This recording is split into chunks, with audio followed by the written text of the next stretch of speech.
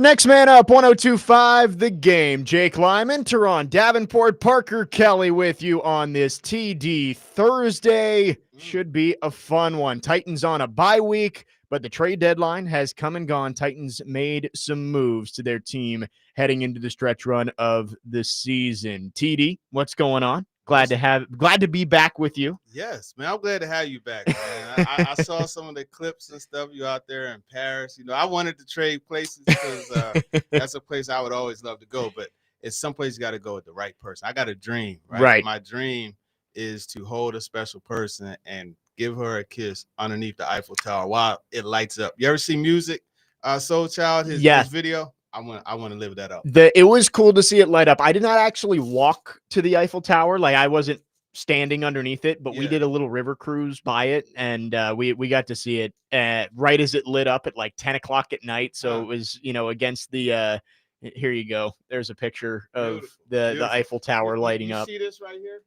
So my daughter, Devin, she went to Paris over the summer, like a work study thing, and she brought this back for me. Yeah, a bunch of the players were getting those on the way out. It's popular, the Eiffel Tower keychain. Yes, sir.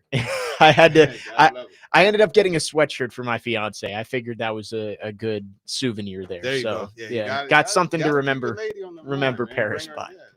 We have broadcast live from the busy Bee Plumbing, Heating, and Air Conditioning Game Nashville studios, home of the $99 yearly Beehive membership, where the buzz is always about great service. Lots to get to today. Titans trade deadline. They made some moves. Mike Borgonzi spoke on it yesterday. We'll also give you your chance to talk to TD coming up at 10 a.m. Get your questions in on our phone and text line driven by WilsonCountyHyundai.com, 615-737-1025.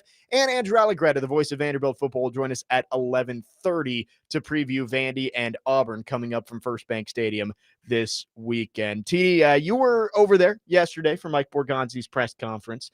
First time, I believe, since he's been hired, that we've only seen Mike Borgonzi up there speaking alone. And I have to say, I thought that was one of the best press conferences we've heard from anyone with the Titans in a long time. It was honest. I felt like it was pretty forthcoming on the vision and the plan for this team moving forward, despite all of the losing. And Mike Borgonzi with a message to the fans of saying, this is frustrating. We understand it's frustrating to be losing, but we're making these moves with the best interest of the long-term future of this team moving forward. Yeah, and I think that's the first thing, right? When you want to get somebody to relate to you, you got to empathize, right? When you get them to, you want them to understand your message, you empathize. And it was very good of him to come out and say, hey, look, man, I understand your frustration. I feel your frustration. I know your passion. And then go ahead and get into exactly what had happened. I think that was a really good job of him just being honest and just letting the fans know what it was. And I feel he attacked pretty much everything. I love how he mentioned Jeffrey Simmons, and it's just a very good effort to make sure that the guy understands that he is that guy, because they're going to rely on him so much over these next couple years. Well, nothing's guaranteed. This year, next year, probably, like over his time here. Yes. And so you want to make sure that guy, and especially for this new coaching staff who is coming in, once they make the hire over the offseason, they're going to need pillars to deliver the message and make the locker room understand, okay, this is the philosophy. These are the core concepts that I want to make sure are installed. Yeah, and with Mike Borgonzi, I think you were a fan of the actions that he's done so far. The draft class has so far at least been, it's shown flashes, and you can see the potential in most of those draft picks that he made. Yeah. But again, like when they fired Brian Callahan, we heard maybe 2 or 3 answers from Mike Borgonzi, and it really wasn't much. To hear him explain some of the moves that he made, and we'll start with the Jarvis Brownlee Jr. move, because that was one of the moves that I think around the league, there's been a lot of question marks about. Like, this is a controllable, cheap, promising young cornerback, and you moved up a couple dozen spots from the 7th round to the 6th round to trade him away to the Jets. Yeah. Didn't make a whole lot of sense, especially with the way he's been playing since getting to New York. And I think Mike Borgonzi did a nice job yesterday of, you're not going to come out and call out the player and say, this is what was wrong with him, this is the red flags, all that. But I think he did a nice job of kind of talking himself around it and saying, He wasn't a culture fit. We didn't feel like we could develop him in the current state of this team, and it made more sense to move on. Kind of beating around the bush a little bit, but giving everybody an idea of, hey, it wasn't going to work out with him here. We had to get rid of him. Dropping little nuggets right here and there for you to put together and understand what the actual picture is. And I think with that, sometimes you have a conflict where the guy in charge as the GM doesn't mesh with the player. And as he said, it's not that he doesn't like Brownlee. They just weren't aligned in their philosophy and what he wanted to be the representation of a Titan, right? There's a lot of things behind that I found out. It was told to me in confidence, so I really can't say. Right. Yeah, I apologize for saying that and then be like, hey, man, I can't tell you. But there's a lot. There's more to it than what a lot of people do know. But just understand that I think that split is the best for both parties, right? Yes. Because he got to go to New York and be with Aaron Glenn. And I think Aaron Glenn is a better aligned coach. And everything is just going to go better for him there. Now they got rid of Sauce, so now he's now he stepped up. One, which is crazy. But I mean, that's what I'm saying. Like why I said with Jeffrey Simmons, like nothing's guaranteed. Who would have thought Quentin Williams wouldn't be a Jet? You know what I mean? But anyhow, Jarvis is now a part of that core, and they're going to build around him and some of the other players. Yeah, and I mean, you can see it again. Like you said, there's stuff that went on behind the scenes, and I think everybody knew that when the trade was made, that this wasn't just a straight up value trade of, hey, we thought that this 6th and 7th round pick swap was more valuable than Jarvis Brownlee Jr. There was more going on there. But then you see the way Jarvis responds on Twitter yesterday, and it's like, okay, like you can kind of see that obviously things didn't mesh well. The comment that he made after the Jets win against the Bengals. I just want to go see the Titans. Yeah, I like still have time to see the Titans lose. On, bro, let it go, man. Right, it's let it go. Move on, and the red flags are showing themselves post the trade as well. So it all kind of makes sense. And shoot, I just saw he quote tweeted my post with the zipper the zipper. Yeah, wow. And you can tell that Mike Borgonzi listens to the criticism too. Right. Like he was saying that he goes, I know it was controversial around here. And he said, it's not that I didn't draft him, because I know that's what a lot of people have been saying, is that Mike Borgonzi is kind of reversing some of the moves that Rand Carthon made, which, there were some that probably needed to be reversed. But he did point out that this isn't just something of, it wasn't the guy I drafted, so I'm getting rid of him. He's going to keep the guys who he feels like can be part of this team moving forward. And Tavondre Sweat stuck around, despite the rumors that he might get traded.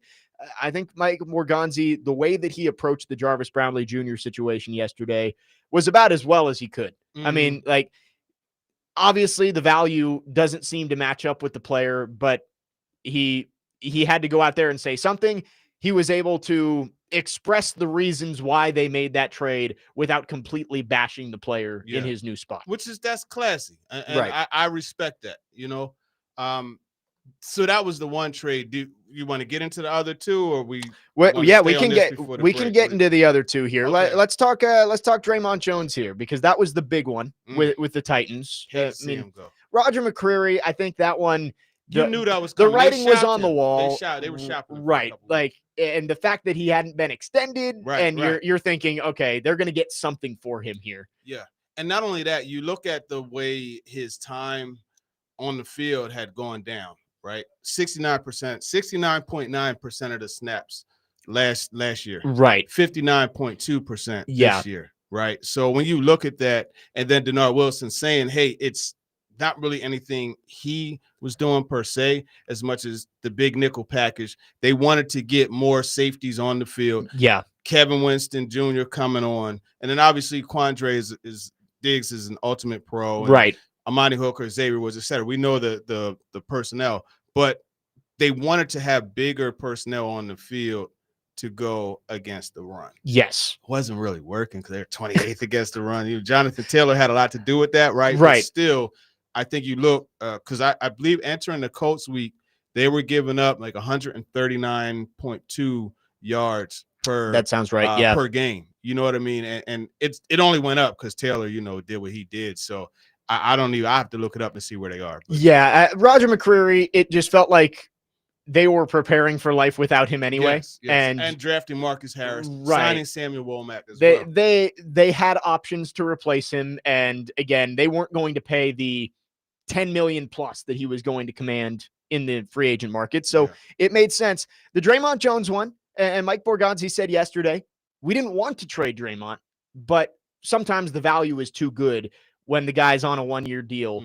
and you can get a fifth that realistically can become a fourth. You need 2 more sacks, and you need Baltimore to make the playoffs. And that division, it looked a lot tougher for Baltimore to make the playoffs 3 weeks ago. Right. But now with Lamar Jackson back, the Steelers, I think, are vulnerable. The Bengals still without Joe Burrow. There's a chance that the Ravens are able to make a run here, and you end up getting a 4th-round pick for Draymond Jones, which that's value you can't pass up for a veteran pass rusher on a 1-year deal. Jake, they're 2 games out. Right. You know what I mean? 7-3, or 5-3 from the Steelers. The Ravens are the exact opposite, and they still got a couple games against them. Right. I mean, you can make that up very quickly. And so that's why these people saying like, "Hey, that is a very, very makeable thing for them, and it could go up to the 4." I mean, the Ravens. I don't know what's going on because they're supposed to be the Titans' rival, but they've looked out for them twice. Yeah, right? Because the Iron Man trade. Yeah. So how about it? That trade. I would love a behind the scenes of that call between Eric DeCosta and Mike Borgonzi or Chad Brinker, whoever was on the phone with him, of, hey, we want to move up 5 spots to or whatever it was. It was more than that, right? It was, I think it was 12. It was 12. Yeah. We want to move up 12 spots in the 4th round. What do you want? Oh, well, we'll move up 12 spots in the 6th round for that. It's like, okay, deal. Basically gave up absolutely nothing to go get Alec Iamander. So, but yes, now you could get a 4th-round pick. Lamar Jackson's back healthy. D. Henber is coming for Derrick Henry. It's looking like that could end up being a nice deal for the Titans, who now have 9 picks in the 2026 draft, and obviously that could go up if they end up trading back in April. 615-737-1025 is the phone number. We'd love to hear from you. Our phone line's driven by WilsonCountyHyundai.com. Joey from Bellevue sent in a video of his son in a Titans beanie right outside the Eiffel Tower flickering. So there you go. This is oh, that's dope. We've got on the text line. I like that. Others. Oh, look, he got a little North Face on. Yeah, there you go. Hey, it gets cold out there. Was it cold? I didn't realize how far north Paris is. Like it's on the same latitude as like Newfoundland. It's you think Europe is further south than it is, but it's up there. Yeah. It wasn't freezing, but it definitely wasn't warm out there. But yeah, thank you for the video, Joey from Bellevue. 615-737-1025 is the phone number. Again, your chance to talk to TD coming up at 10 o'clock. You can get your questions in on our phone and text line driven by WilsonCountyHyundai.com. When we come back, we'll talk about the trade the Titans didn't make with Jeffrey Simmons. Quinnen Williams gets traded for a 1st, a 2nd, and defensive tackle from the Jets to the Cowboys. We'll talk about that non-move from the Titans coming up next. Jake Lyman, Turron, Davenport, Parker Kelly, next man up here on 102.5 The Game.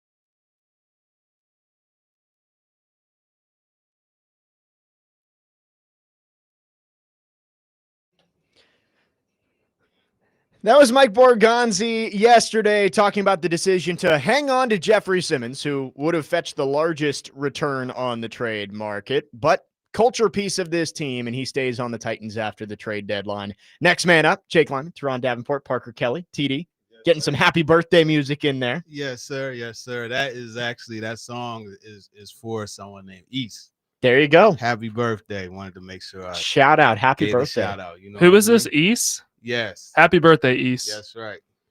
Got to shout it out. I hope it's a great birthday. And,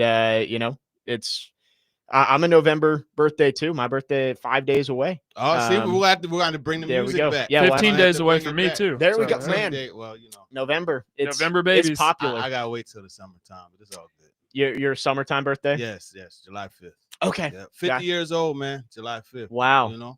Hopefully, we'll have to look. Maybe it'll be a Thursday, and we'll get to celebrate with a TD Thursday. It doesn't just Well, have to be right. the We can day, celebrate you know? the whole week. The whole week, the whole month. There we go. How about it? July, There TD's you month. go. I like it. 615-737-1025 is our phone number. Get your questions in for TD. We will let you talk to TD coming up at 10 o'clock. But on the Jeffrey Simmons front, TD, that's a move that was speculated pretty much all season long. Mm-hmm. You know, the Titans start 0-4, and the thought is, all right, they're going to be sellers at the trade deadline. And Jeffrey Simmons is clearly, as we heard in that clip there, the most valuable asset the Titans have. Quentin Williams goes for a first, a second, and Maisie Smith from the Cowboys heading back to the Jets. Probably would have been a similar return for Jeffrey Simmons, but I do understand what Mike Borgonzi is saying of you're trying to build a winning culture for this team, and trading away a guy like Jeffrey Simmons, who has proven to be a better leader in the locker room this year and the way he's playing on the football field, the message that would send to everybody else probably isn't great, even if it does help you build the draft capital that you're looking for moving forward. Right. And that's the thing, right? You still have veteran players on the roster. And obviously they're just expected to fall in line with the plan, but there's a thing called morale that you want to make sure is maintained. And I think by trading Jeffrey Simmons, you would have just completely shown that it was like tearing it down to the studs, throwing the towel in, Yep. right? Like what my man say in Rocky, throw the damn towel. It's over. You know what I mean? So that was actually a smart move, and it goes back to what we talked about in the opening segment as far as a guy to be the tone setter. Yeah. Not only in the locker room, but on the practice field. Because one of the things that I fell in love with about Jeffrey Simmons is the way he goes on every play. He goes hard on every play. Like you see that man on the left side of the defensive line, and it's a screen on the right side, and he'll run it down. You don't believe me? Go to 2021. Look at the game against. Then I believe they were Commanders back then. But, they had changed their name. But look at that game, the Terry McLaurin screen. Terry McLaurin caught a screen pass on the right side, or the left side of the defense. Yeah. Right. Jeffrey Simmons was lined up on the right side. He ran a wide receiver down 16 yards down the field. Yep. You know what he did the next play? Carson Wentz scrambled to the left. He happened to be on the other side and ran him down and guided him out of bounds. Yep. And then was on the field for the next play. I was at that game. Were you? Yeah. That's back in your I was still in college. That was actually my last semester of college before I moved here. Okay. And I grew up 45 minutes from then FedEx Field. I don't know what it's called now. I don't know what it is. So whatever it's called. whatever it is, it's not going to be around much longer. Yeah. But yeah, I went to that game, and I remember when Wentz threw it downfield, got the pass interference in the end zone at the end. All the Washington fans were coming after me wearing the Titans gear, and a couple plays later, David Long jumps in front of the pass. Game over. Yeah. That was and so what happened on that? That's crazy. That the recall, because you said that. Remember, he and Tierra Tart, Simmons and Tierra Tart, those refs, they had a nerve to drop back into coverage, right out of the D tackle position, drop back into coverage. Crazy, but anyway, that was a crazy play. To get back on track, this is an example of what he brings. Right, he sets the tone, and he's the guy that will stand up, and he's not afraid to say anything to anybody. So you got to respect that, right? You look at the J.C. Latham situation. He didn't like the way Latham was practicing. Yeah. Hey, yo, time out. We got to cut this thing off. That's not acceptable. And to do that, that's a leader, right? And that's the way he's maturing into a leader. So, yeah, to trade him, it wouldn't have made really too much sense. And it shows you that they believe he's going to be around for a while, and they believe he is a building block for the future. TD, we had the conversation, and we keep coming back to it because I think it is an important conversation for this team of who is going to be around when this team gets good again, right? Whether it's 2027, 2028, 2029, who are you building around to get back to being a contender? And we didn't really mention Jeffrey Simmons in that because we kind of thought eventually time's going to run out and he's going to want to go somewhere else, or the Titans are going to want to cash in on the value that he has. But based on what Mike Borgonzi said, he believes that Jeffrey Simmons is going to be around for the long haul. Yeah. So, I mean, look, unless somebody comes with a crazy trade, or unless, he gets a little disgruntled, they gave him some, some make you happy money, you know what I mean, earlier this year. And we'll see what happens over the offseason. The good thing is the constant communication. Yeah. And I think it's important that your premier players understand what the plan is. They have to understand. And you got to get the buy-in from them, because if you don't get the buy-in from them, you're not getting the buy-in from the rest of the locker room. Right. Right? Because like it or not, even though all of these guys are grown behind men, they're going to follow. There are leaders that they're going to follow. And it's just the way things work. So I think you have to get him in line. And then also I don't feel like you get better by getting rid of premier players. And I understand Jeff is 28. Yeah, I get that. But D tackles could play. He's still got another contract probably in front of him. Yeah. It probably won't be $100 million contract, but he's going to have value. And to have that core that you just wrap everything around. And then not only that, you look at how he impacts other players. Yeah. Go back to the season opener, right? Bo Nix drops back. He gets pressured. He throws the ball prematurely. Xavier Woods gets his first interception as a Titan. Right. He had to dive for it to get it, but it was on the strength of Jeffrey Simmons getting the pressure. Look at Tavondre Sweat, right? T Sweat is going to get more one-on-ones because Jeff is occupying the double teams. But here's the thing, he's beating those double teams now. So it's just like, man, that hamstring, if that could heal up as soon as possible and they get him back on the field against the Texans after the bye, I think that's going to be a great thing. Simmons posted on his Instagram story, that he's ready to get back to work. You would expect that he's going to be back on the field after the bye week. You mentioned Tavondre Sweat. Quickly wanted to touch on him. Same conversation we had about who's going to be around when this team gets good again. And you were a little bit skeptical that Tavondre Sweat was going to be part of that core. He was rumored in trade discussions. Why do you think the Titans decided to hold on to him instead of maybe trying to get a little bit of extra value? I haven't been able to gather exactly why, but I know he's someone that was being shopped, and I know he's someone that was in a lot of trade discussions, right? So maybe I know they have this player development system, that Bryce Wasserman is not launching, but kind of spearheading. And I know Sweat is a part of that, so maybe they're working to get things realigned and get everything taken care of there. I don't know, honestly, but we'll see what happens in the offseason also. Maybe you also just didn't get the value that you wanted back for him. I was saying yesterday, 4th round pick is probably what you could expect to get back for Tavondre Sweat right now.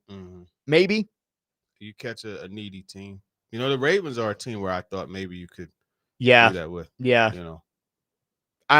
Again, I'm still a little skeptical about Tavondre Sweat. He hasn't flashed as much as you would have hoped in his second season. Obviously had the injury early on, but maybe finally getting Simmons and Sweat on the field together for more than 20 snaps will actually start to unlock him coming up next week. 615-737-1025 is the phone number. We will get to your phones on the other side. Also want to talk about Cam Ward because shocker, yesterday, Mike Borgonzi put his full backing behind Cam Ward, the quarterback he picked number 1 overall just 6 months ago. So we'll talk about Cam Ward on the other side. And again, get to your phone calls. 615-737-1025 is the phone number. Jake Lyman, Turron Davenport, Parker Kelly, next man up, 1025 The Game.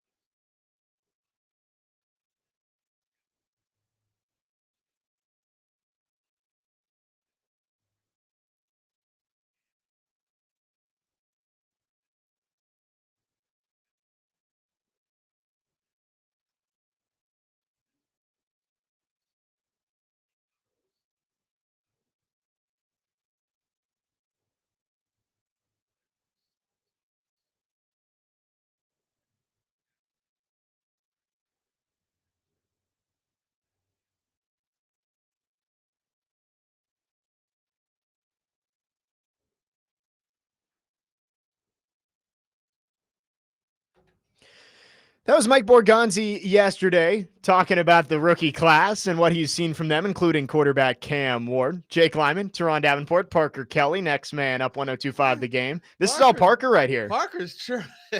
Hey, what you doing over there, man? Are you telling me you don't like this one? No, I do. Okay. I do. But it's just I thought you were gonna play some Get Hype music. I mean, I can. I listen. It's a good selection though. Good selection. Parker slowed it down for us here. Yeah.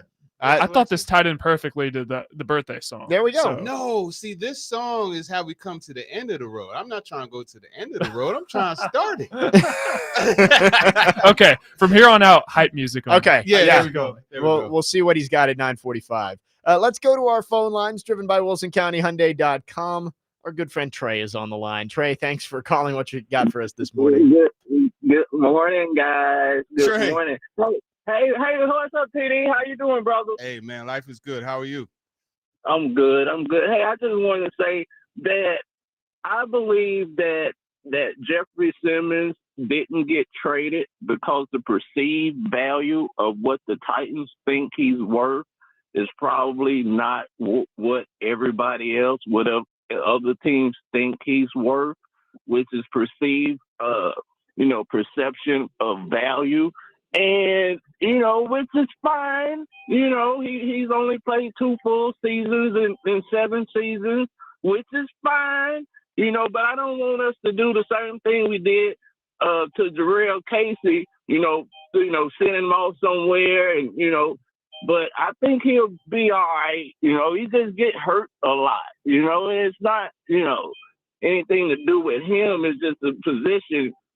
But what do y'all think? Do y'all think it's good that, he stay with the Titans and build with the Titans going into this new stadium? Or you think we could get something out of him? But I don't think he's going anywhere the way, him and Miss Amy too tight. And y'all have a good day. Thank you. Take care, TD. You too, family. Yeah, thanks for the call, Trey. I think, we just had the conversation about, I think the Titans do value what he does for this locker room right now. And yes, he's a great player on the field, but I think removing him from this locker room, especially when you have an interim head coach in there, it's like you're starting to pull out all the safety nets for this locker room, and you could see it spiral real quick. Yeah, and you saw how quickly Mike McCoy attached himself to Jeff, right, with the positive words in his first press conference as interim head coach. Look, Trey makes an awesome point. And I didn't really think about it until he said it. There's a very good possibility that they overvalued what they wanted back in return to get rid of him. I think I overvalued too, because I'm like from the rip, hey, I need 2 first-round picks, some other stuff later in the draft as well, and you might have to throw a player in also. Yeah. That's just me, right? And I think when you look at that Quentin Williams trade, it kind of tells you like that's probably the value to Jeff because they're very, very similar. Right. As far I think Jeff is playing better this year. But I mean, you look at over the career, same draft, same contract. Like Jeff signed his contract and Quentin Williams signed his. Right. Right. So it's right on par. So to Trey's point, I would imagine they wanted at least 2 first and they weren't getting that. And here we are. I've been saying the whole year, set your price high and see if somebody matches it on Jeffrey Simmons. I was told by a lot of people that the Titans couldn't even get 1 first-round pick for Jeffrey Simmons. I mean, a first, a second, a player for Quentin Williams. I think it would have been relatively similar if the Titans decided to make that trade. On Cam Ward, quickly here, I think underwhelming is the word to describe the way that Cam Ward has played so far this year. And I've said it that I feel less confident in Cam Ward than I did at the beginning of the season. But you can tell that Mike Borgonzi fully believes that Cam Ward is going to be the franchise quarterback for this team. And I think that's the way that this team has to operate right now. You can't have any doubts about the young quarterback because if he fails, not only is everybody losing their job, but this franchise is set back another 5 years. Yeah. So I think whether you believe Cam Ward is going to be the guy or not out there, you need the Titans to operate as if he is until he proves that he's not. Yeah. Because that is the largest source of hope for this team is that Cam Ward ends up being one of those franchise altering quarterbacks It hasn't looked like that so far, but as Mike Borgonzi said, you have seen the flashes of the high-level throws. It just hasn't been consistent enough so far. Yeah, he's shown traits and flashes, as you said. I mean, some of these throws, you're like, wow. Like you look at the one to Alec Ironman against the Patriots, that deep end breaker. Man, he ripped that thing, and it was right there, and it set up what should have been a field goal. You know, you look at we don't have to go through and point out each one. Right. The fact of the matter is he has shown signs. And the good thing is, in him showing those signs, there's still worlds of improvement for him to make. So I'm not going to say it can only get better, but it more than likely only goes up from here. So if I'm Borgonzi, if I'm the Titans, I'm pleased with what we've seen so far, but I got my eye on more. Right. I want more. I think you look at the situation around him right now, and you understand that the results are probably going to be limited for him this season as a rookie. And 5 touchdown passes through 9 games is not what you want from your first overall pick. But you have to watch the games and see, okay, the arm talent is there. And now you just have to continue to develop everything else around his game. I think you've seen progress. Sunday against the Chargers was probably a little bit of a step back from what we saw against the Colts. But he's got the bye week now, and I think this could be really important for Cam Ward in the bye to, hey, you've played 9 games in the NFL now. Take a step back, reset, and see if you can come back and finish the season strong. And you know he's not going to detach. You know what I mean? You know he's not going to, but you're right. That's what he needs to do. Just to an extent, just kind of like take a step back, recalibrate, look at some things. And this is a week where, okay, you don't have the game plan. So you could take this opportunity to just self-scout. Like if you don't want to detach, cool. Detach from game day operations. Right. And attach to self-actualization. Yep. Right. And understand that, hey, I need to see this and believe it and rip it as opposed to seeing it and questioning it and then flee. That's why you look at the Tajay Spears one where Tajay hooked up right over top of the center. Yep. Which game was that? Was when it was that the Colts game? I think that was these things all run. They together. all run together. But anyhow, it was the end of the first half, right? And it was the one where Mike McCoy didn't go for it because that was the Patriots game. Yes, it was the Patriots game. So he hooked up over top, and you saw Cam look at it, and he saw it. He didn't believe it, and so he fled a clean pocket. And then ended up throwing it anyway when Tajay rolled with him, and it was incomplete. And then that just, it foiled the whole effort. Yeah, I think it's probably tough for a young quarterback when you're in the thick of things week after week playing a game and game planning to take a step back and look at, okay, here's what I've done well. Here's what I need to improve at. And I think this week could be important for him to just, he's been thrown into the fire. There's no getting around it that the offensive line hasn't been good enough. He hasn't helped his offensive line either. The wide receivers haven't been good enough. The team overall hasn't been good enough. But there are a lot of things that Cam Ward can improve on, and I think this week can be a spot where he can hopefully make some strides, and maybe we'll see against the Texans him have a more complete game than we've seen so far in his rookie year. 615-737-1025 is the phone number. In about 15 minutes, your chance to talk to TD. We've already got some good questions in on our text line driven by WilsonCountyHyundai.com, 615-737-1025. You can text or call. We'll take a quick break. When we come back, the Titans are now 1-8. And after some of the trades made this week, that number 1 pick is starting to look more and more valuable if the Titans are able to get it. We'll talk about it next. Jake Lyman, Turron, Davenport, Parker Kelly, next man up, 102.5 The Game.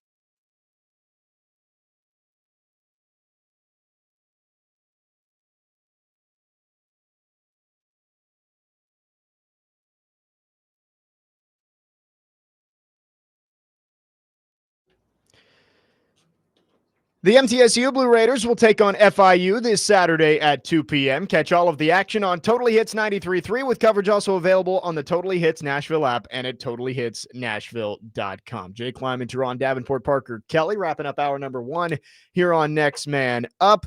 Titans now 1-8 heading into the bye week. 8 games to go.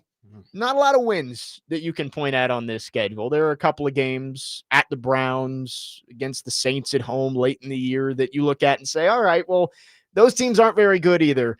But the Titans currently in prime position to be picking at the top of the draft again. And after the trades the Jets made this week, that number 1 pick is looking super valuable, because if you end up with the number 1 pick and you don't need a quarterback, Titans aren't going to be that. There is not going to be a Josh Rosen, Kyler Murray situation here with the Titans. I was asked by one of my friends actually asked me that last night and was like, could you see the Titans just moving on from Cam Ward if they get the number 1 pick? I said, no, like they used the pick on Cam Ward. They would trade out of that number 1 pick. Right. And the Jets are now loaded up with ammunition to move up if the Titans do end up picking number 1. And we've said it from the start of the season, the fastest way for the Titans to get this rebuild going is if they can get the number 1 pick and trade out of it to somebody who needs to come up and get a quarterback. Absolutely. And I think that's the ultimate move. And you look here, there are 4 teams that have 2 first-round picks in 2026, right? So you're looking at the Jets, the Browns, Cowboys, Rams. Yeah. Right. And so I doubt the Browns will be in the quarterback market, but Cleveland is so you never know. You know the Jets are going to probably be in the quarterback market. I wouldn't be surprised if the Rams are in the quarterback market too. Or the Cowboys. It wouldn't shock me either way. Yeah. What do they do with that? Like, I don't know if that contract is movable. But maybe it's one of those things like a Jordan Love situation where they want to go get the next guy. I don't know if you'd come up to number 1 to do that, right? I don't think Dallas could do that, though. I think Green Bay could do it. Yeah, with more stability with the fan base and understanding. Yeah, and they watched that movie before with Aaron Rodgers, right? And they've seen that it's worked out. I don't think Dallas could do that. But regardless, you're going to have multiple teams in need of a quarterback, right? Yeah. If you could get 2 of those first-round picks in exchange for your top 5 one, right now you could grab. It's been forever. We talked about it last week when you weren't here. It's been forever since they drafted a pass rusher in the first round. Derek Morgan. You know what I mean? Who matter of fact, I'm going to Protocol too. His wellness center. I'm looking at the camera and tell you, Protocol in Germantown. Make sure you go check it out. Yeah, I'm gonna go. It's a dope place. But anyway, he was the last edge in the first round. Corey Davis, 2017, was the last receiver. You can grab both. Oh. You are right. But that one easily forgettable. Traylon Burks is one of those where you have to put an asterisk because it's not like he was added, he was replacing AJ Brown. And so it's not like you added a wide receiver, you swapped 1 for 1. And even that was 3 years ago. Right. You know what I mean? So you have that if you want to go get a cornerback like Colton Hood or somebody like, you know what I mean? You have options where you could grab guys at multiple positions with a first-round pick, and then also it falls in line with the whole idea, 12 picks in the top 100 over the next 3 years, starting with the 3 that they made this year. You know what I mean? So, and it's all hypothetical because obviously we don't know what the Titans are picking, and we don't know what the offers would be. We don't know who the quarterbacks are. Mendoza from Indiana is the one that everybody's bringing up, but the idea of how does this Titans team take a jump next year? I think number 1 is find a way to trade out of your first-round pick. And you're right. The teams with multiple first-round picks this year, those are the ones I'd be looking at because guess what? You could have, if you're picking first overall, you could end up having 3 picks in the top 35. And that is immediately going to juice up this roster that needs a lot of help. You could go wide receiver, cornerback, edge in some sort of order. And that's 3 premium positions that you've added a ton of talent to. I did see I know we're talking draft in November, but I did see a mock draft yesterday on Twitter that had the Titans trading back, getting the 6th and 17th picks, taking Jordan Tyson from Arizona State and Mansour Delane from LSU. who, I Ooh-wee. mean, that might be number one receiver, number one quarterback, cooking right cornerback in there. the draft. Boom. You feel a lot better on the outside on both sides of the ball. Yeah, a lot better. A lot better. I know we're talking draft in November, but it's it's kind of where we are at this point. You're 1-8. Yeah. So I just to interject real quick. I don't know if you saw the news, man. Marshawn Nealon. yeah, Wow. Dustin from Hopkinsville just texted that into. I meant to get to that off the 24 top of the years show. old, man. I know. I mean, just he scored a touchdown on Monday night. That's He crazy. recovered the block punt. So This is why, like I say, like every day you gotta enjoy it. Right. Man. You never know when it's gonna. That's terrible. Yeah, That's a horrible shame. thoughts going out to his family, his teammates, everybody in the Cowboys organization.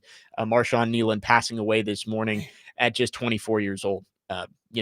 It's tough and comes out of nowhere. I mean, one of the you don't expect, and obviously we don't know what the cause was, but you don't expect these athletes who are, they are the prime physical health on the planet, and to pass away at 24 is devastating. So thoughts going out to Marshawn Nealon, his family, friends, and teammates down there in Dallas. 615-737-1025 is the phone number. It's now your chance to talk to TD. Get your questions in. You can text or call. Our phone line's driven by WilsonCountyHyundai.com. We see you, Adam. We'll get to you on the other side. We got some good questions on our text line as well.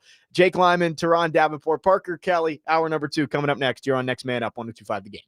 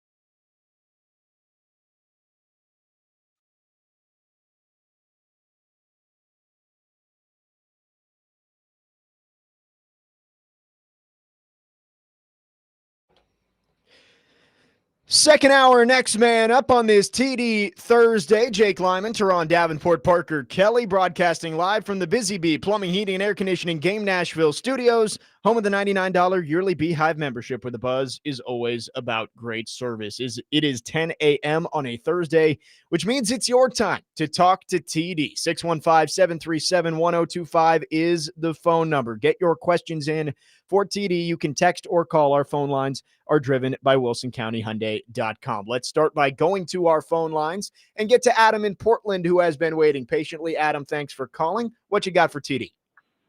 Yeah, man. Hey, TD, so I've got a problem, and his name's Chad Brinker, and I can't get him out of my way. And because I know you're down there, and so I'll trust you if you say, hey, there's a redeeming quality with this guy, or this is what you should like about him.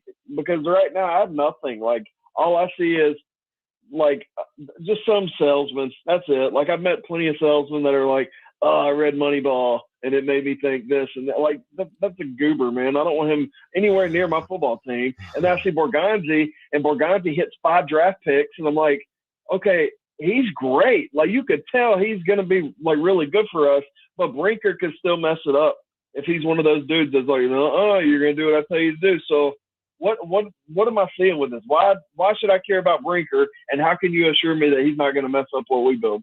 I can't assure you that, Adam. And I think your concern is valid. And,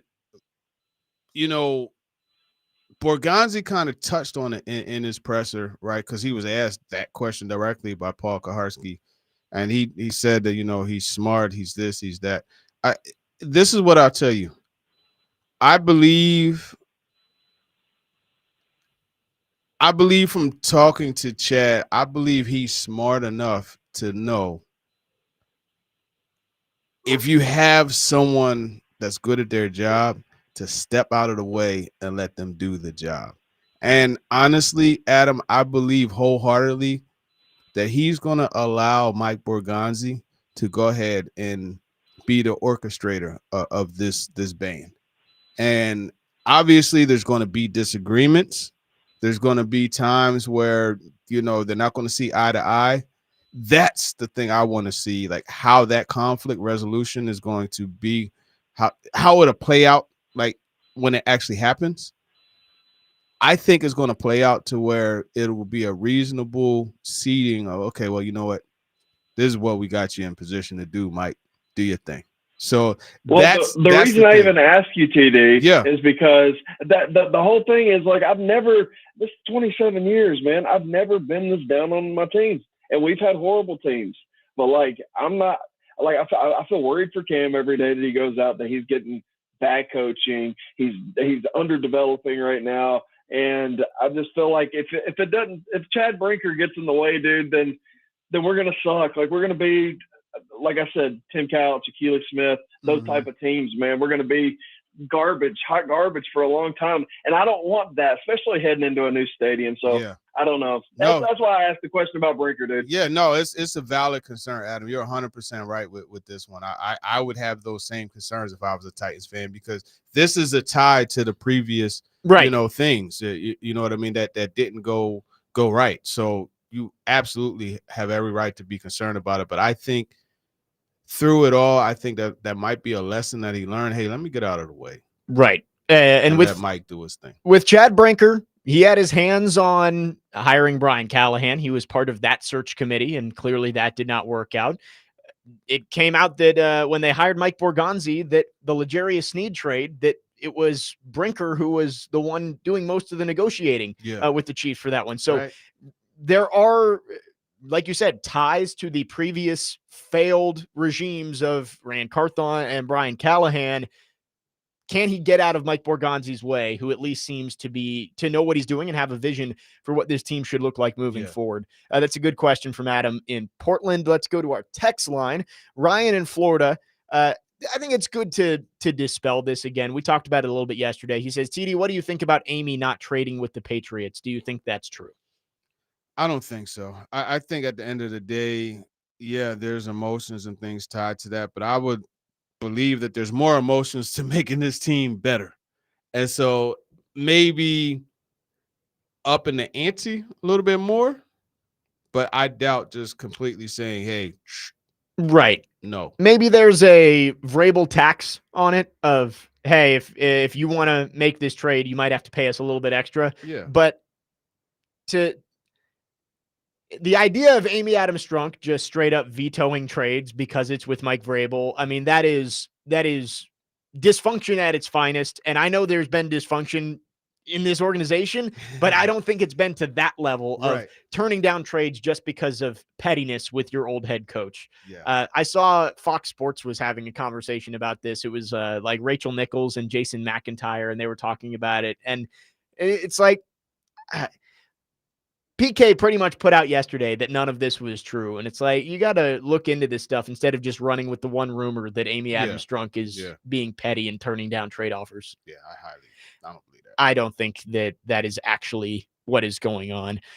Jeremy in Clarksville asks, are there still concerns about Tavondre Sweat's conditioning and self-discipline? And do you think that will be an issue going forward? Absolutely still concerns. You know, it is what it is. Like, that didn't just change in a couple weeks. You know what I mean? And it's just an ongoing thing. And I think this is a part of that, you know, player development thing that they have going. I think it's a part of Zach Woodfin and Brian Bell and Josh Shaw and the crew continuing to work with a player that, you know, he needs that attention. So they'll continue to put that whole thing together. And hopefully as he gets on the field more, because that's the thing, even if you're a superb in really good shape as an athlete, and that's not to say Sweat isn't, you know what I mean? Even if you're a skill, like for Ridley's been out for a while, right? It's going to take him a bit to get back, and then we know Calvin Ridley is you know, you don't have any concern about his conditioning, but you know it's going to take a bit, and it's just the same for Sweat. It's going to take a bit for him to get back into the full swing of things. Yeah, and you would hope having Jeffrey Simmons back next to him will help that and maybe get him more engaged, but we haven't seen them out there together enough. Yeah. You mentioned Calvin Ridley, and quickly to talk about him, the Titans have talked about youth movement with this team. How does that look when Calvin Ridley does get healthy, of inserting him back into the lineup, even though it may take away targets from some of the younger guys on the roster? He's still Cam Ward friendly. Yeah. Right. So having that guy for these 8 games that are left, that's going to be good, right? Once he comes back, that's going to be good. But at the same time, I would rotate a little more. Me personally, what I would do is gradually work Chim DK in at that Z position, because I would put him there as an eventual replacement for Ridley. Because Ridley, I believe his contract is $26 million. He's on the books for next year. Dead cap, I want to say, is 13 or 12 or somewhere in that range. I highly doubt Ridley's going to be here next year, right? So that being said, you're going to need a Z, you know what I mean? And I think having Chim be able to play Z or the slot, you know, that opens it up if you want to go Makai Lemon, right? And play slot. It opens up if you want to go and have Chim play Z. It opens up also if you want to Chim play slot and you get a, you know, Jeremy Bernard. You know, I like Bernard. I'm going. That's your guy. Yeah. But or you know, a Cornell Tate, a Jordan Tyson. I think Jordan Tyson and Io Manor, that's a nice tandem. Tyson seems like he's going to be the wide receiver one in this class, at least in the early going. Yep. But you mentioned a lot of names. Those are all probably early second round picks. Mm-hmm. Titans guaranteed as of now to at least have one first and an early second. Yeah. You could go with, let's say you don't even trade the pick. You could take Ruben Bain at 1, 2, or 3, and then take Carnell Tate, Jeremy Bernard at 34. Yeah. And that's even trading back is the ideal scenario because you need more picks. You need more resources. But just adding those 2 players to your team does put you in a lot better position. Yeah. The Ruben Bain one is interesting. I want to see. I mean, we could get into further discourse as the year goes on, but I want to see more from him. You like A&M, Cassius Howe. Texas Tech has a really good rusher. Ohio State, Arvell Reese. Romello Height, is that who you're talking about? Yeah. Texas Tech? Yeah. Arvell Reese has been named as a top 5 guy. I watched a little bit of him. That is a strong man on the outside. Yeah. He's all over the place, but that's what I like that about him. Real quick on Jeffrey Simmons, though, just to shout him out, you know, he actually has a sports equity fund that he created with the Nashville Community Connections, and they donated 10 shoulder pads and 5 helmets to Maplewood High School football team. Wow. He surprised the players on Tuesday with the equipment. So, That's awesome. Good job, Jeffrey Simmons. Yeah, great to see from Give Jeffrey him a Simmons. reason. That's his foundation. Right. And with Jeffrey Simmons, we talked about trading him. He also is an impact in the community. Not that that's something that, you're not making roster decisions based on charity work in the community, but Right, he is a big part of the Nashville community as Yeah. well. I did look up the Calvin Ridley contract. There is an out after this year. See? You save about $10 million against the cap. 16 million dead cap. 26 million would be the cap savings. So Okay, about so it's 10 16 million, Yeah. which you could do it and still feel good about it. Snead's going to be gone too. A lot of the big name moves that you made over the last couple of years, I think, are going to be reset this offseason. Do you spend the money on Alec Pierce? I wouldn't hate it because I don't think it would cost that much. Yeah, he's going to get money because he's gonna he's get that deep threat, but it's not going to be stupid money. It's going to be kind of the Christian Kirk. Like, that guy got that much money, but it's not going to be $100 million like Calvin Ridley got. We know Cam likes to stretch the field. Right. That dude gets vertical. Hey, eventually you have to draft a wide receiver early, but if you want to get an Alec Pierce and run out Pierce, Iamaner, and DK as your top 3 at wide receiver this next year, I wouldn't hate it. And, again, all hypothetical, but maybe if you trade back, you pick up a 2027 first for a team that isn't going to be very good. That Maserati, Jeremiah Smith, is sitting there in the 2027 class. So, I wouldn't, looking too far ahead, but and that's even so if you have a high pick and you get an additional first next year. Right. That's what I'm saying. It's like You know what I mean? even if you don't trade with one of those teams that has multiple firsts this year, you get one in 2027. They come up, take Fernando Mendoza, who, if he struggles in his rookie season, Jeremiah Smith, Ryan Williams could be sitting up there at the top of the board. I wouldn't hate it. 615-737-1025 is our phone number. We'll get to all of your phones. It is your chance to talk to TD. Get your questions in on our phone and text line driven by WilsonCountyHyundai.com. DVD with Adam Vingan, Willie Donick, and Derek Mason will be broadcasting live at the all-new Circus Sportsbook Kentucky in the Mint Gaming Hall this Monday prior to the Monday Night Football games. This week's matchup is the Eagles against the Packers. Jake Lyman, Turron, Davenport, Parker Kelly. Next man up, 102.5 The Game.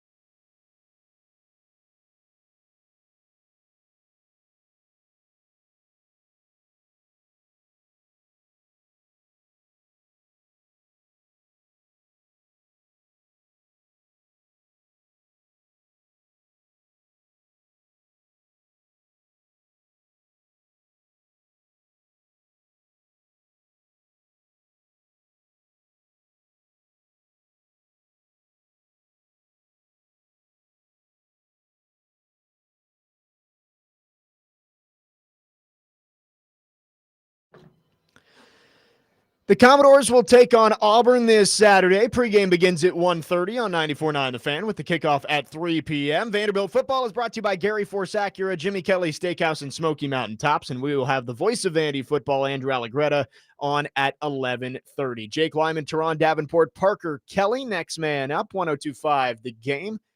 Parker, getting the hype music going. My QB hit on that one. Really? He hit on that one, man.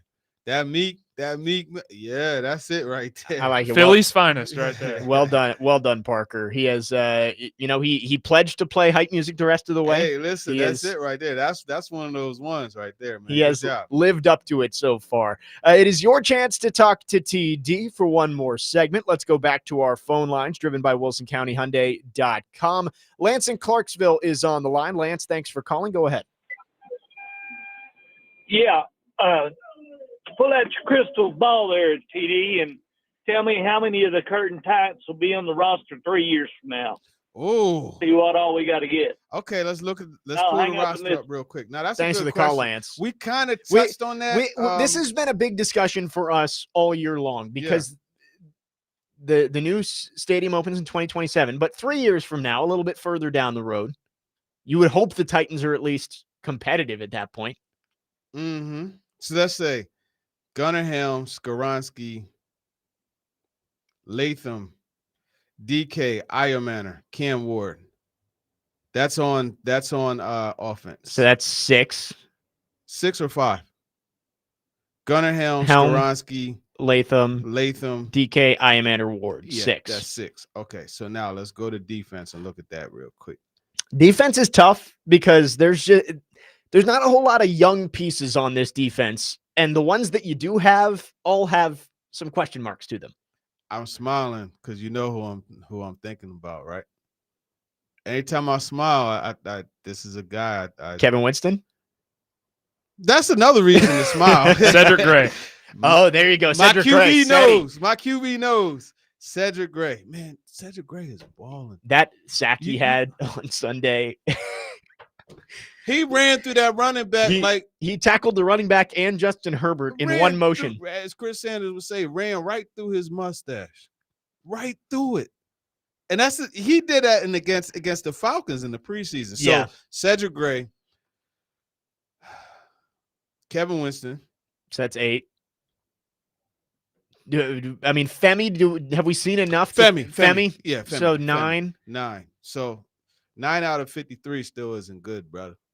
Yeah. You know what I mean? That's actually 54 because Femi's not on the 53-man right now. Right. And the two that you would get questions about are the defensive tackles of Simmons and Sweat. Do we think they're going to be around in 3 years? And I think both of them it's a firm maybe, right? Like, does Simmons get another contract with the Titans? I don't know.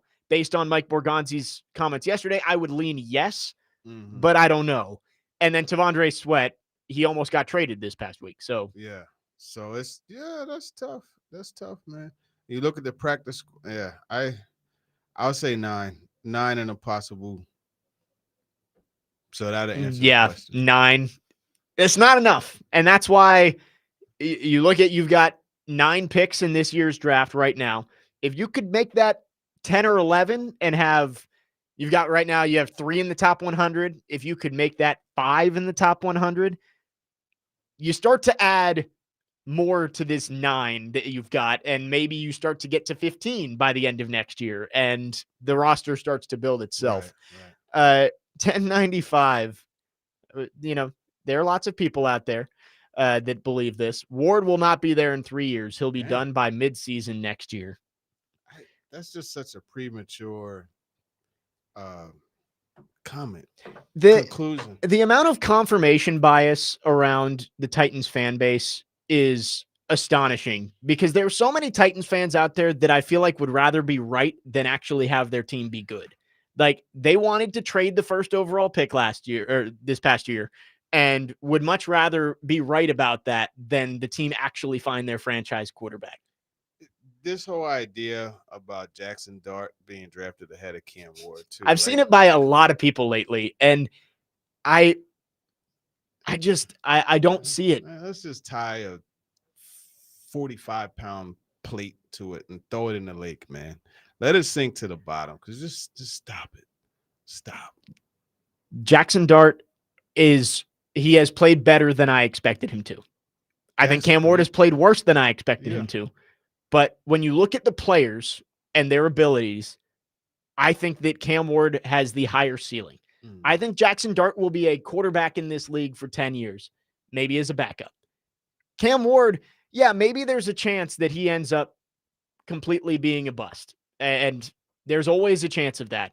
But if you're looking for who has the chance to be that quarterback that can take you to the promised land, give me Cam Ward 10 times out of 10 over Jackson Dart. I think Dart is going to be good. I think he has that swagger and that moxie in addition to plenty of ability. But I'm not going to put him over Cam. It's just I don't understand how you can completely give up on a quarterback after 9 games. Thank you. I mean, 4405 makes a good point. Go look at Drake May from last year. There were a ton of games from Drake May last season that you're like, man, I don't know. Yeah. Like there were flashes, just like we've seen with Cam Ward, but there was a lot of, man, I don't know. There's some bad decision making in here. He's holding the ball too long. And then look at him this year. He's in the MVP conversation. That doesn't mean Cam Ward's going to do the exact same thing, but there's plenty of examples of young quarterbacks who take a little bit of time to adjust to the league, and then they are able to take off. Yeah. Josh Allen, another example. He looked horrible his rookie year. Yeah. Josh Allen's situation is very unique. You know, you don't usually see a guy get more accurate, but he did it. Aaron Rodgers, you know, when Aaron Rodgers first got to the league, right. I remember, I'll never forget Phil Simms. You know, he said he went to a practice and he was watching and he was like, yo, what did he do? Like, how did he get so much better? You know what I mean? So it does happen. Now, this was a practice when Aaron Rodgers was the backup. He was on a scout team. You know, Brett Favre was still the quarterback. Well, there's an old clip from Chris Collinsworth talking during a broadcast, and I guess Brett Favre got hurt and Aaron Rodgers had to come in. This was that Cowboys game. Yeah, I think it was. And Thursday Night Football. He goes, the recall. He goes, man, you're not going to win many games with Aaron Rodgers playing quarterback. I'll tell you that. Yeah. And it's like, you know, now look at it. It takes time for some of these quarterbacks. I've said it all year that the CJ Stroud and Jaden Daniels seasons the last 2 years have completely changed fans' perspectives of what a rookie quarterback should be. No, absolutely. It's unfair to the young players to expect them to come in and go to the NFC, or it would be the AFC champion, go to the championship round in their first year.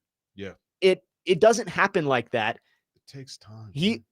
Cam Ward is getting 2 full seasons at the very minimum. And if they give up on him after 2 years, it's because he's a complete and total disaster. He's likely getting 3 seasons to prove he's the guy. Mm-hmm. As long as there's at least enough after next year to give him another chance. Like, you took him first overall. You didn't take a flyer on this guy in the 3rd round like Malik Willis. Right? Like, you used the first overall pick on Cam Ward. He's got a long leash. Do you think Will Levis, they prematurely got out on him?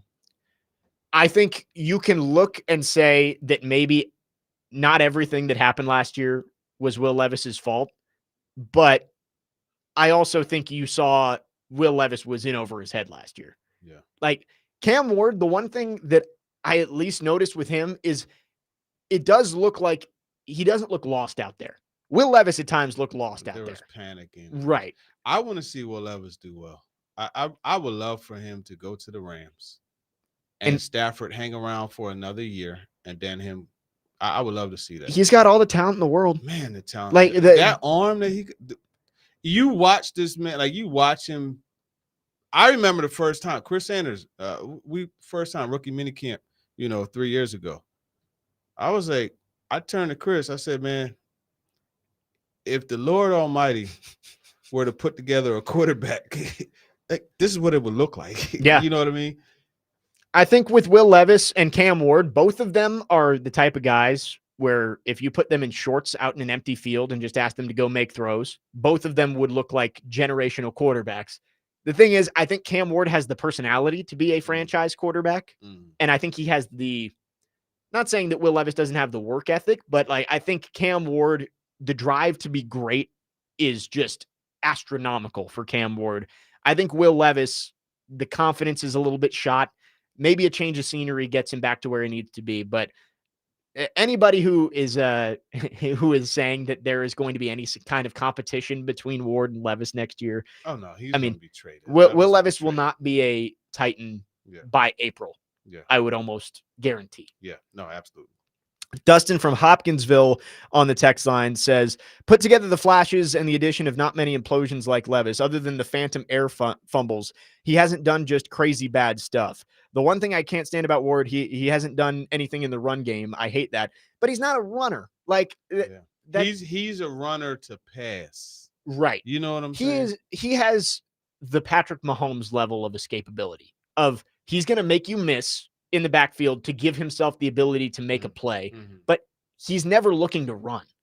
Yeah. And I asked him about that because that is an added element that you could do. And I remember, being in Philly with Donovan McNabb, once he started to get so caught up, and it was like when Russ Limbaugh was somehow a sportscaster and he was calling him out for stuff.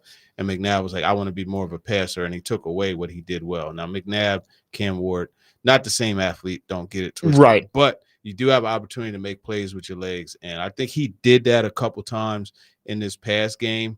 So against the Chargers. So if he could just expand that, I think that would help. Look back at the first drive of the Texans game earlier this year when Will Anderson comes hot off the edge and he has the ability to sidestep him, get outside the pocket and go make a play. But he's not Lamar Jackson where if he breaks the pocket, you got to worry about him going 50 yards. He doesn't have that kind of speed. 615-737-1025 is the phone number. Appreciate everybody's questions. We got off on a little bit of a tangent there towards the end, but appreciate everybody texting in with their questions for TD. Kind of staying in the same vein of Cam Ward. Titans have the bye week. Chance to make some adjustments. What do we want to see the Titans do for the final 8 games of the season now that they have a chance to make some changes and cater this offense a little bit more to Cam Ward? We'll talk about it coming up next. Jake Lyman, Turron Davenport, Parker Kelly, next man up, 102.5 The Game.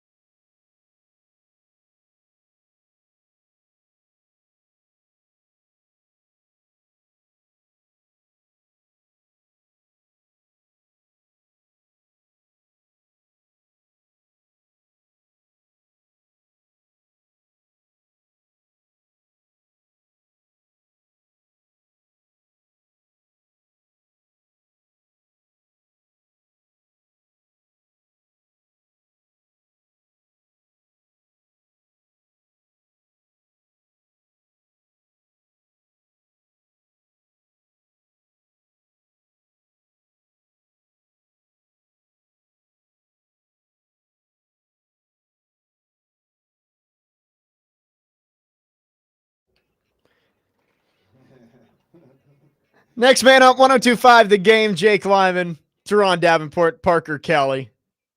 Parker, doing a nice job back there. He got them boppers going. He's man. gotten TD going. Got TD the boppers. only with the one request so far today. This has been all Parker back there behind the glass. Personal reasons. You know what I mean? This Sunday, the NFL game of the week is the Patriots and the Buccaneers at noon on 102.5 The Game. The NFL game of the week is presented by Circus Sportsbook Kentucky and Macero in 12 South. The bye week has mercifully arrived for the Titans at 1-8. They do not play on Sunday. Will not lose for the first time since week 5. And TD, the bye week gives you the opportunity to, we talked about it with Cam Ward a little bit, to reflect and see what changes you can make for the second half of the season.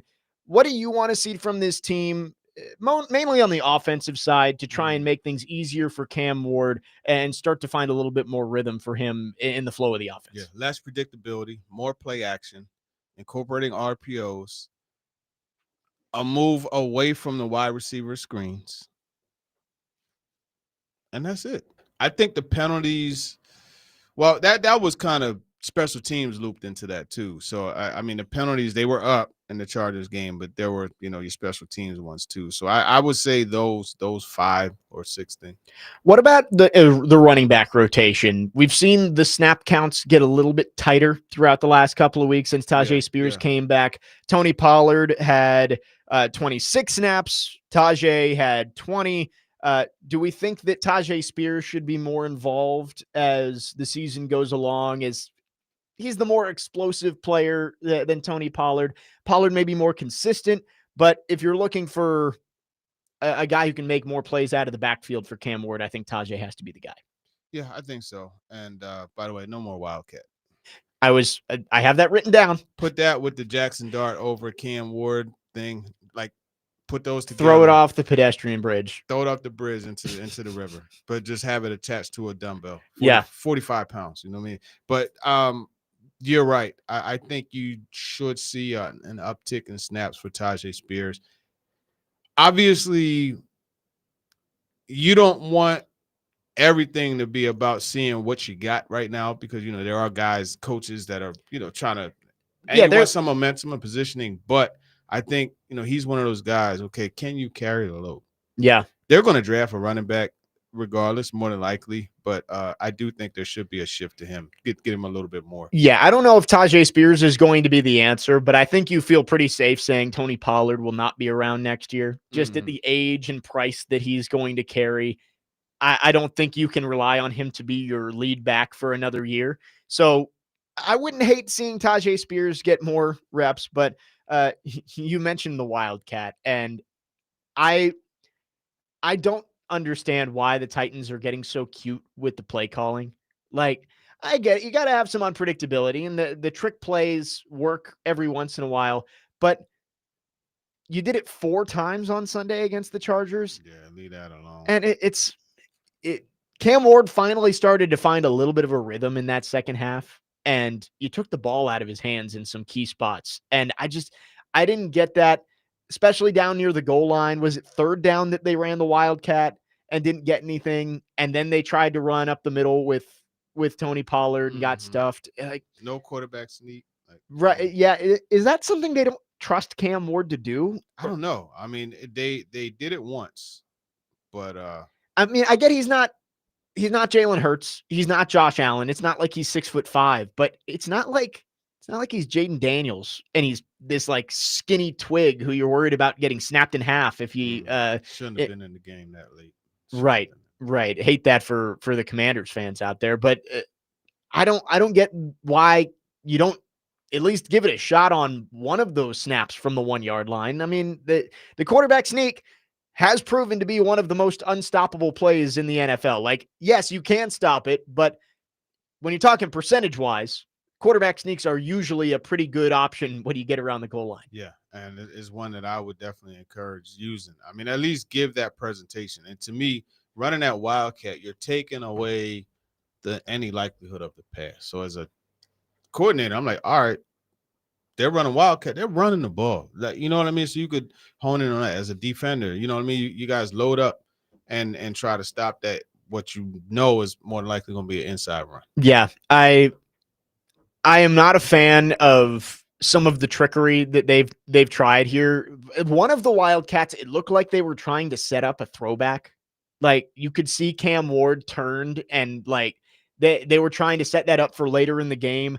I don't know if that's a package that they're just slowly trying to put on film to get a big play, but even the times they've done those, like they tried a flea flicker on Sunday too, and this protection is not proven that they can hold up enough to run a flea flicker. They've tried it, I want to say 3 times this season, and not a single time has Cam Ward actually gotten the ball downfield because he's either been sacked or it's been covered up and he's had to just throw it away. And it's unfortunate because like you're damned if you do, you're damned if you don't. Right? You get a little creative and we're like, hey man, you don't got the O-line that you don't. You're like, hey man, you got to get creative with the play calling.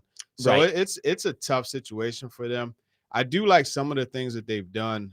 If you look over my timeline, if you go back to Sunday, you'll see like different, like the dots and things. They've set up some plays pretty well, but it's just a matter of calling them at the right time and understanding what your limitations are with this group. Right. You are correct that it's a double-edged sword of if you stay too bland, people are going to say you're predictable. And if you run too many trick plays, you're getting too cute. Like there's got to be some sort of balance there. But you're right. I think the timing for the unconventional play calls has not been great, whether that's the Wildcat or the flea flickers or whatever it's been. 615-737-1025 is the phone number. We've got plenty of thoughts on the text line. We'll get to some of those next and continue talking about what the Titans can do post-bye week as they are off this Sunday. Jake Lyman, Turron, Davenport, Parker Kelly with you on this Thursday. Next man up, 1025 The Game.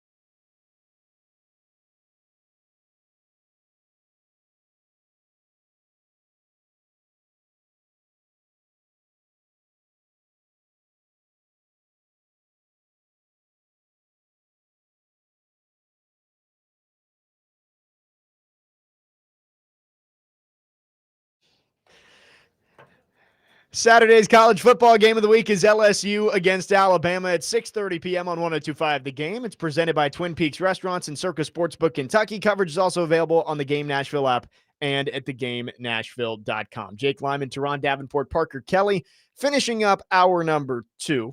We got lots of thoughts on the text line. Trevor asks, we were talking about, L'Jarius Sneed probably gone after this year, Calvin Ridley, maybe Tony Pollard. What other high-priced veteran players do you think may not be around next year other than those 3?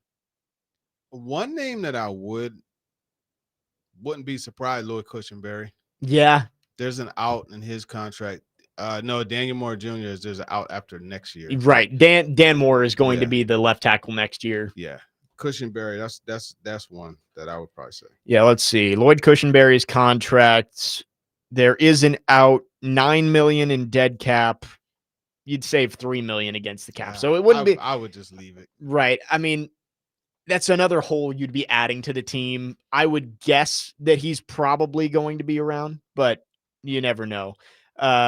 Let's see.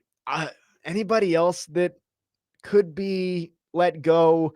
I don't know what Cody Barton's contract looks like, but again, you're kind of just adding another hole to the team. I mean, he finally played with some physicality this past week. He had the pick 6. Pick 6 for sure. So I don't really think there's too many. We said Snead. You look at, let's see, go through.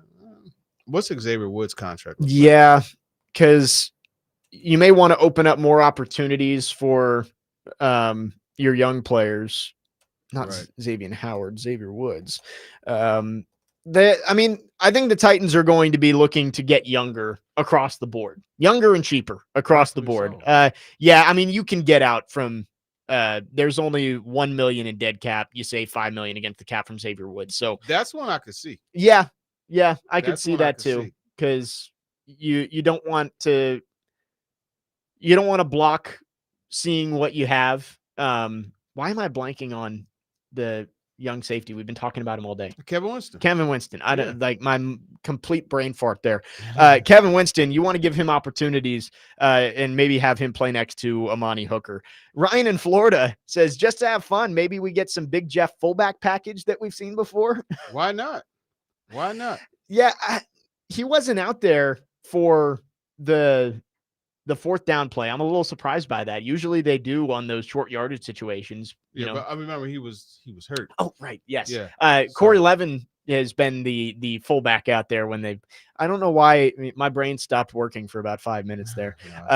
9111 says, Mr. TD, do you think there is any comparison to the first couple of years of Albert Haynesworth and Sweat? Best I can remember, Haynesworth was kind of frustrating early in his career. I know you weren't here when Haynesworth was here, but maybe that is a comparison of one of those big guys who there could be a want to problem. Can you unlock them as they continue to grow in their career? It's kind of generalizing with that. I think Sweat's situation is his own unique situation. And to me, I think really the main thing, you got to find somebody that could dial into him. You would think Kamar Rocker, Tracy Rocker. You would think Tracy Rocker, the D-line coach, has done that. But I wonder if he's kind of like alone, like maybe, and Denard Wilson too. I don't know. I think they just got to find a way just to, like I said, to tap into what's there. Right. And pull it out. The talent's clearly there. The talent's there. The want to, I believe, is there. But I think they just got to find something to light the fire, like really, really ignite it and make it burn brighter than it is right now. Yeah, and we mentioned it earlier. Jeffrey Simmons possibly coming back after the bye week, maybe getting those two guys out there together for an extended period of time could be part of that. Joe on the YouTube chat said Zeitler is good as gone. He's only on a 1-year deal. Yeah. So he's definitely gone. We've talked about this a little bit before, but Jackson Slater, do you think that's where he slots in as the right guard next year, or is he the eventual replacement for Lloyd Cushenberry at center? I think he slides in at guard. Actually, talking with TD this week, we have Emery Hunt from Football Game Plan, CBS Sports HQ and he talked about Jackson Slater and how he excelled at the Senior Bowl, and he feels that that's a guy that could slide in, at that guard spot. So that's how I look at that. I agree with him on that one. Yeah, I like Jackson Slater as a guy who can factor in the interior of that offensive line. And again, Dan Moore is going to be your left tackle next year. There's an out with, I want to say, no dead cap after year 2. So it's basically a 2-year deal for Dan Moore. And then you can look to find your next left tackle. 615-737-1025 is the phone number. If you have thoughts, we'd love to hear from you. Our phone line's driven by WilsonCountyHyundai.com. We've gotten this far in the show, and we still haven't brought up Chim Dike's return from Sunday. We've been asking for it all year, 13 years in the making. Finally, a punt return touchdown for I the didn't Titans. even live in the city the last time a punt return. I was in middle school. Yikes. Yeah, but he did it. He did it. I thought it was funny because like that Tuesday before the game, I had asked John Fossil about did you challenge him?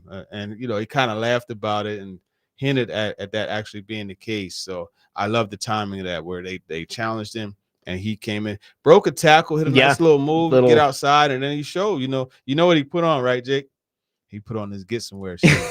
He hit that sideline, he was gone. He was. And Bones Fossil said after the game or maybe it was one of the players said after the game that Bones said, if you block this up the right way, it's a touchdown. And they did it. Enough. Chim Dike finally found the end zone. And if the season ended today, which it doesn't, we're halfway through, but if the season ended today, I think there's a pretty good chance that Chim Dike is an all-pro as a special teamer in his rookie season. Yeah, absolutely. I don't think anything less than that should be the case for him. All-purpose yards. I know he's got, more returns than he and Luke McCaffrey, like it's not that much different. Yeah. You know what I mean? And they're close in yards too, but he again brings in the other aspect, and that's why he's all-purpose yards in addition to leading the league in return yards. Yeah, Chim Dike has been fun to watch, getting unlocked on offense as well. And finally, after 13 years without a punt return touchdown, the Titans took one to the house on Sunday against the Chargers. 615-737-1025 is the phone number. We'll continue to take your thoughts on our phone and text lines driven by WilsonCountyHyundai.com. Final hour coming up with Turron Davenport. Did want to get back to Mike Borgonzi's press conference yesterday because he did say he didn't want to talk about the head coaching search very much, but he did drop a little nugget of who might be in charge of selecting the next head coach. We'll talk about that. And as always, Andrew Allegretta from Vanderbilt Football is going to join us. He'll preview a big game for the Commodores against Auburn coming up on Saturday. That's coming up at 11:30. Join the Chase and Big Joe show tomorrow from noon to 3 at Reunion Township at 550 Old Lagardo Road in Mount Juliet, a brand new luxury apartment community nestled perfectly between Mount Juliet and Lebanon. Resort-style living that you deserve. For more information, go to reuniontownship.com. Jake Lyman, Turron Davenport, Parker Kelly, hour number 3 coming up here on Next Man Up, 102.5 The Game.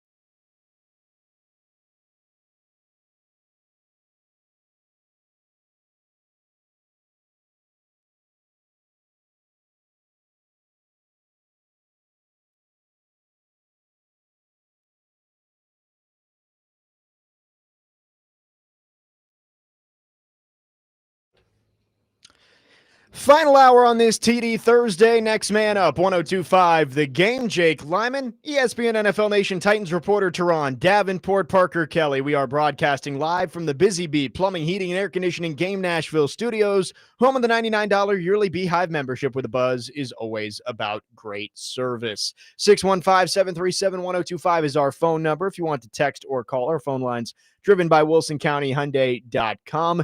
Coming up at the bottom of the hour, we'll speak with Vanderbilt football play-by-play broadcaster Andrew Allegretta for his weekly visit to the program. We'll preview the Auburn game coming up this Saturday. Vandy 7-2, 16th in the initial college football playoff rankings. Still have everything out in front of them with 3 games to go. But back to yesterday's Mike Borgonzi press conference.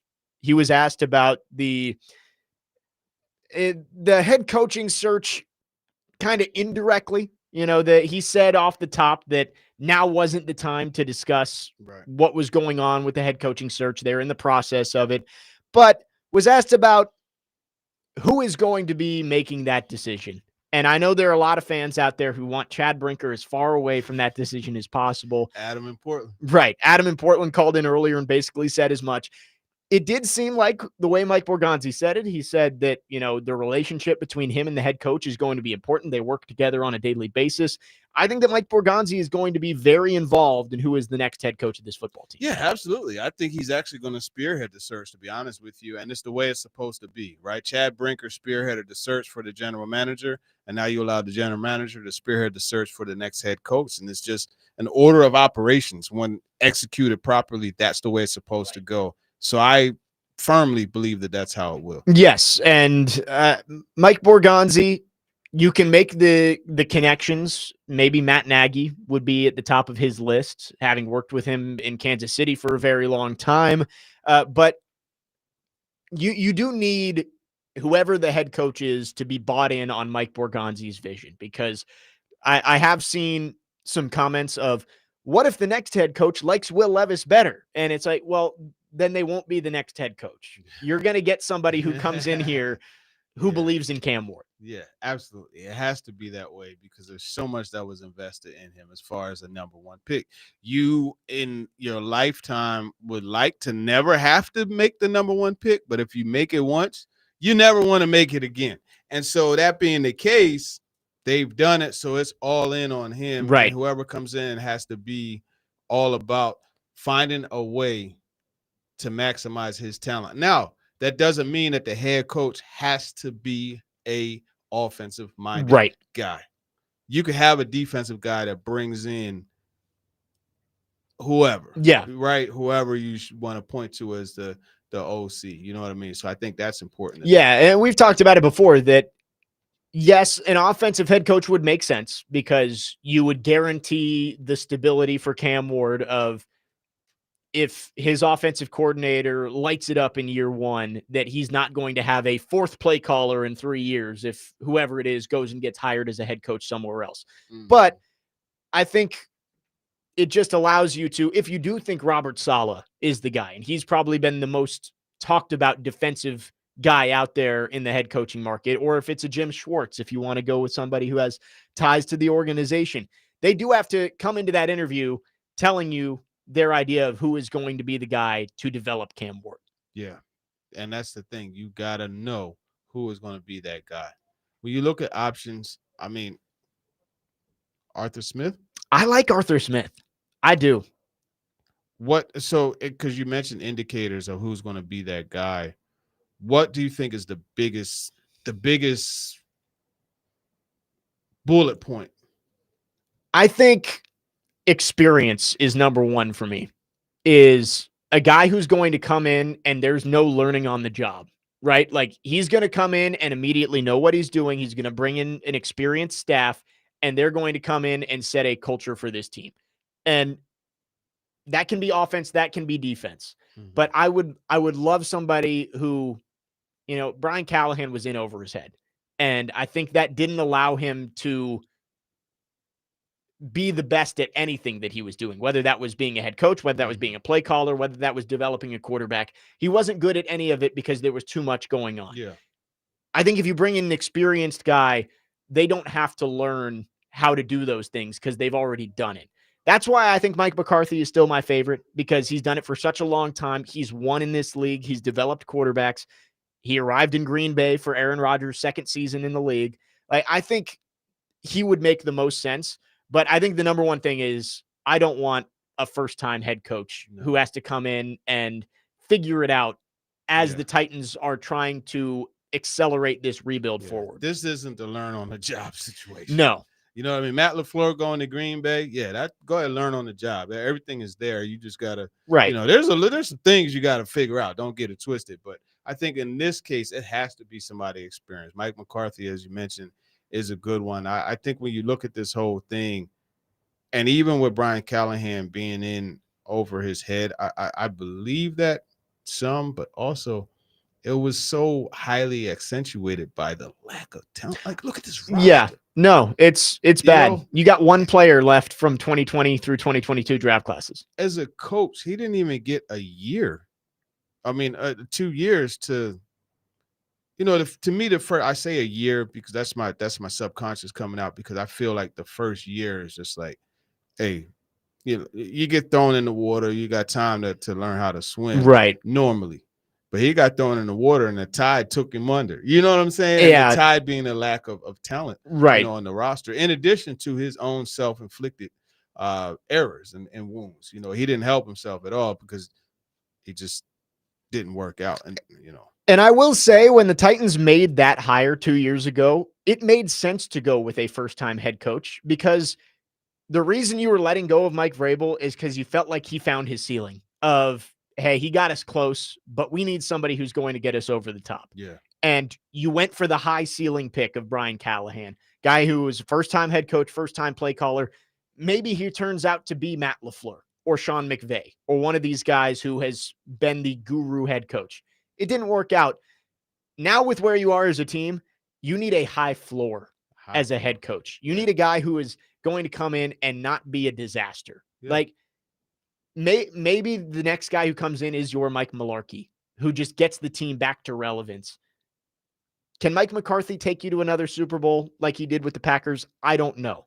But I think Mike McCarthy is at the very least going to get this team back on steady footing to try and get back into the playoffs. 9-7. Right. 9-8, rather. I mean, would Titans fans kill for 9-8 right now?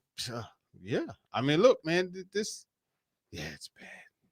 I mean, you've won 10 games in 3 years, 3 calendar years. You've won 10 games. We are coming up on what next? Would it be next week? Would be the 3-year mark since the Titans won back-to-back games, or maybe the week. I think it was November 17th was that Packers game. Terrible, man. So that Packers game, boy, and they won that game, and it's like, yo, right.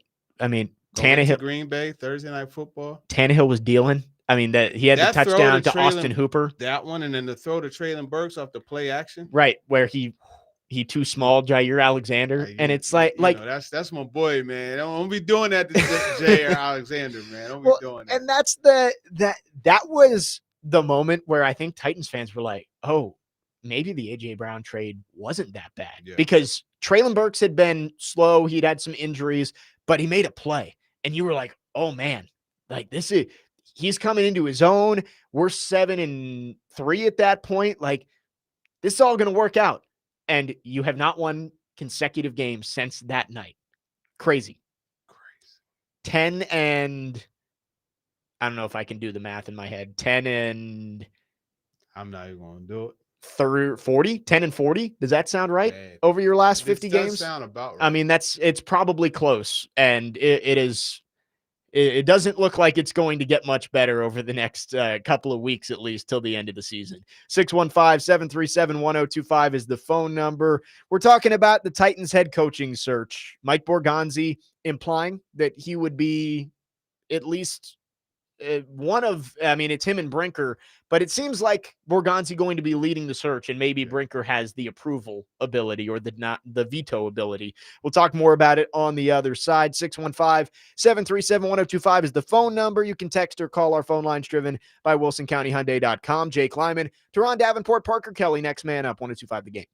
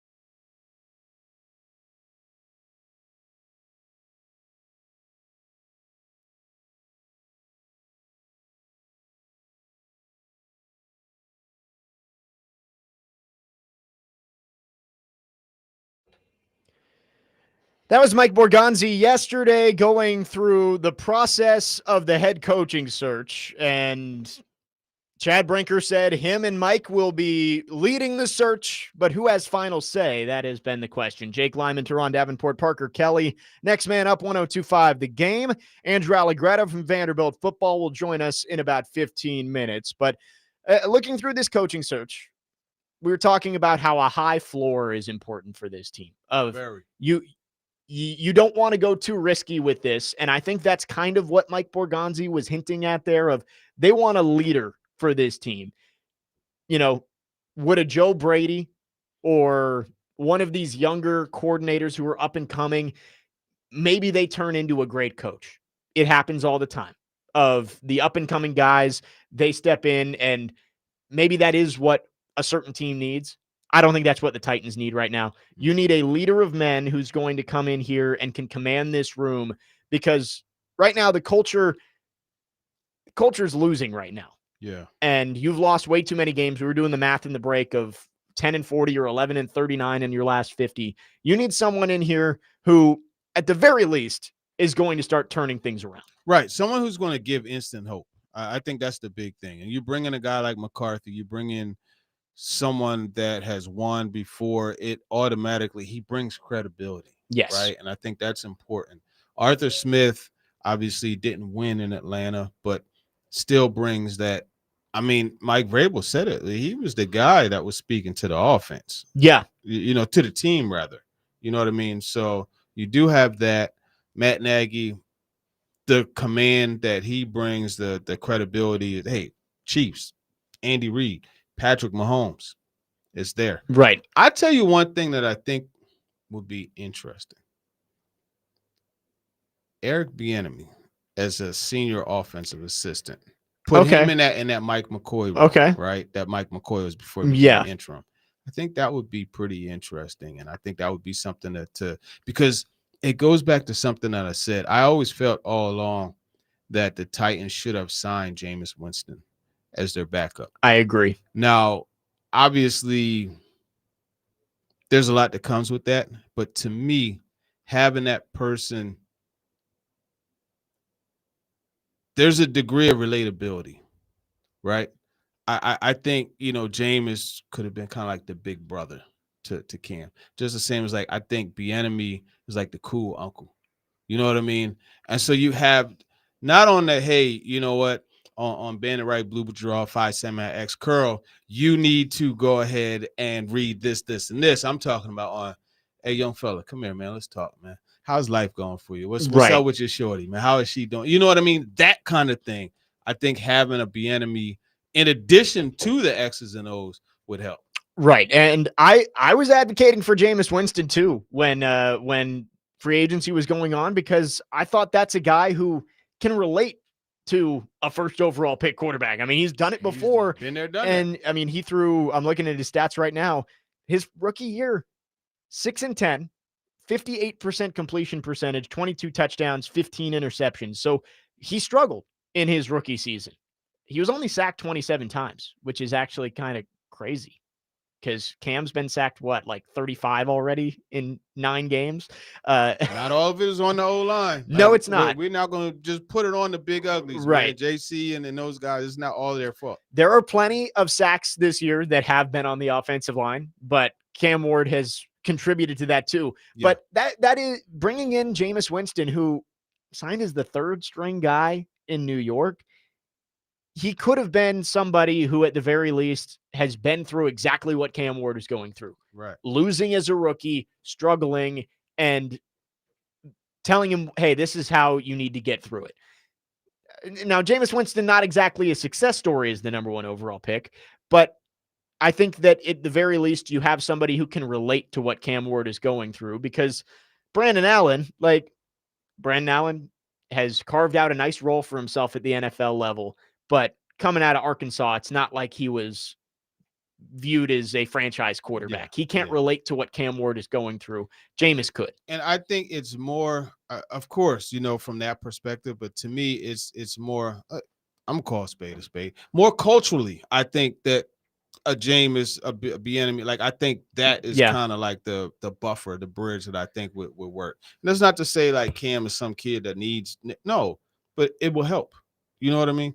Bieniemy is an interesting name, and I think it would be probably too much to bring him in as the offensive coordinator, but I agree as an offensive analyst, maybe that is something. Where is Eric Bieniemy right now? I'm not sure. I'll check. And before any of these, these people say, well, what about it off the? I'm going to acknowledge he has a checkered past. It is what it is. But I'm just saying, I think that he would be a good person to have in place to help keep things right. He is the running backs coach with the Bears right now. So he's back in the league after a year with UCLA, offensive coordinator for the Chiefs from 2018 to 2022. Won 2 Super Bowls with the Chiefs. So it's a guy who has experience. No, he was not the play caller with the Chiefs. Andy Reid obviously does the play calling, but I wouldn't hate it as a senior, like you said, a senior offensive analyst role. Maybe that's a spot he could go if you do go with a defensive head coach. And maybe your defensive head coach brings in an up-and-coming coordinator to be the offensive guy, somebody who has shown promise as a quarterback's coach somewhere or something like that. But does that guy come here? Like if you're Joe Brady, do you come here? Well, not Joe Brady. I'm saying like Joe Brady wouldn't come here as the offensive coordinator. A lateral move, and you're going away from the MVP. I'm saying somebody who I thought you meant offensive coordinator coming here to be head coach. Right? No. Like let's say you bring in Robert Saleh. Whoever the quarterback's coach is with the 49ers, maybe that's a guy that he trusts to come in and be the offensive coordinator. Give him a chance. He's worked under Kyle Shanahan, all that kind of stuff. And maybe you bring in a Bieniemy to be kind of an oversight guy for the OC, like help him out because he has experience being an OC at the NFL level. Exactly. And I think that's something.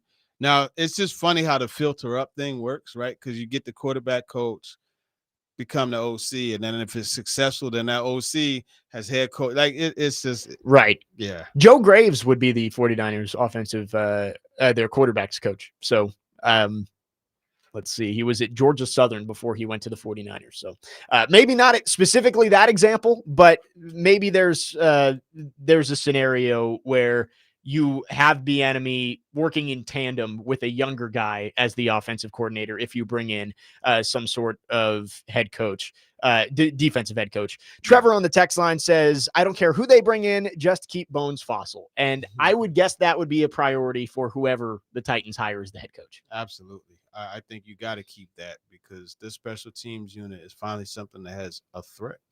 So, yeah. Yeah, I really like Bones Fossil, and we've talked about it before of the Mike McCarthy connection of, McCarthy had Fossil on staff with the Cowboys. Maybe that's the connection that would keep him here if you did bring in Mike McCarthy.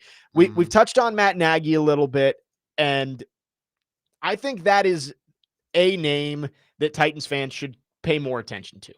Like, the names that are talked about more are probably Arthur Smith and Mike McCarthy and Robert Saleh, but the connections are there with Matt Nagy, and I think what he did in Chicago, it started off right.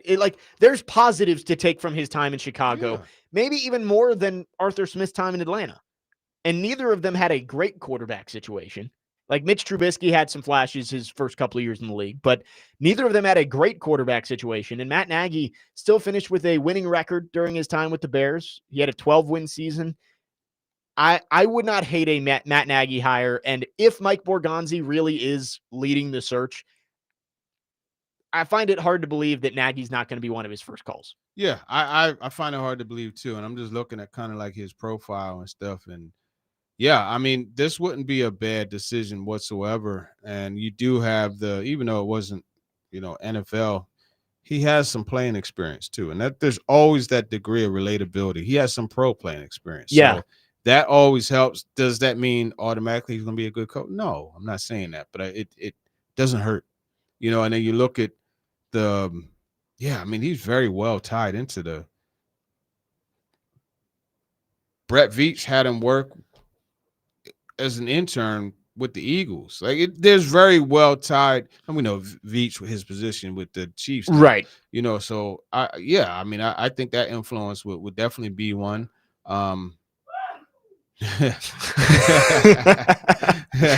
Big sneeze back there for Parker. Yeah. Sorry, it's that time of year. It is. You're good. You're good. Yeah. I mean, I'm just looking at this. I didn't realize that he had those ties in there to those Eagles in the 2020 and that time. Very interesting. We got about 2 months until we start seeing interviews coming down the pike and who the Titans are actually looking at for their head coaching position. But lots of names being thrown out there, and I think for Mike Borgonzi, Matt Nagy has to be towards the top of that list. 615-737-1025 is the phone number. We'd love to hear from you. Our phone line's driven by WilsonCountyHyundai.com. When we come back, Andrew Allegretta, the voice of Vanderbilt football, is going to join us for his weekly visit. We'll talk about the loss against Texas this past weekend and look ahead to Auburn from First Bank Stadium on Saturday. Jake Lyman, Turron, Davenport, Parker Kelly, next man up, 102.5 The Game.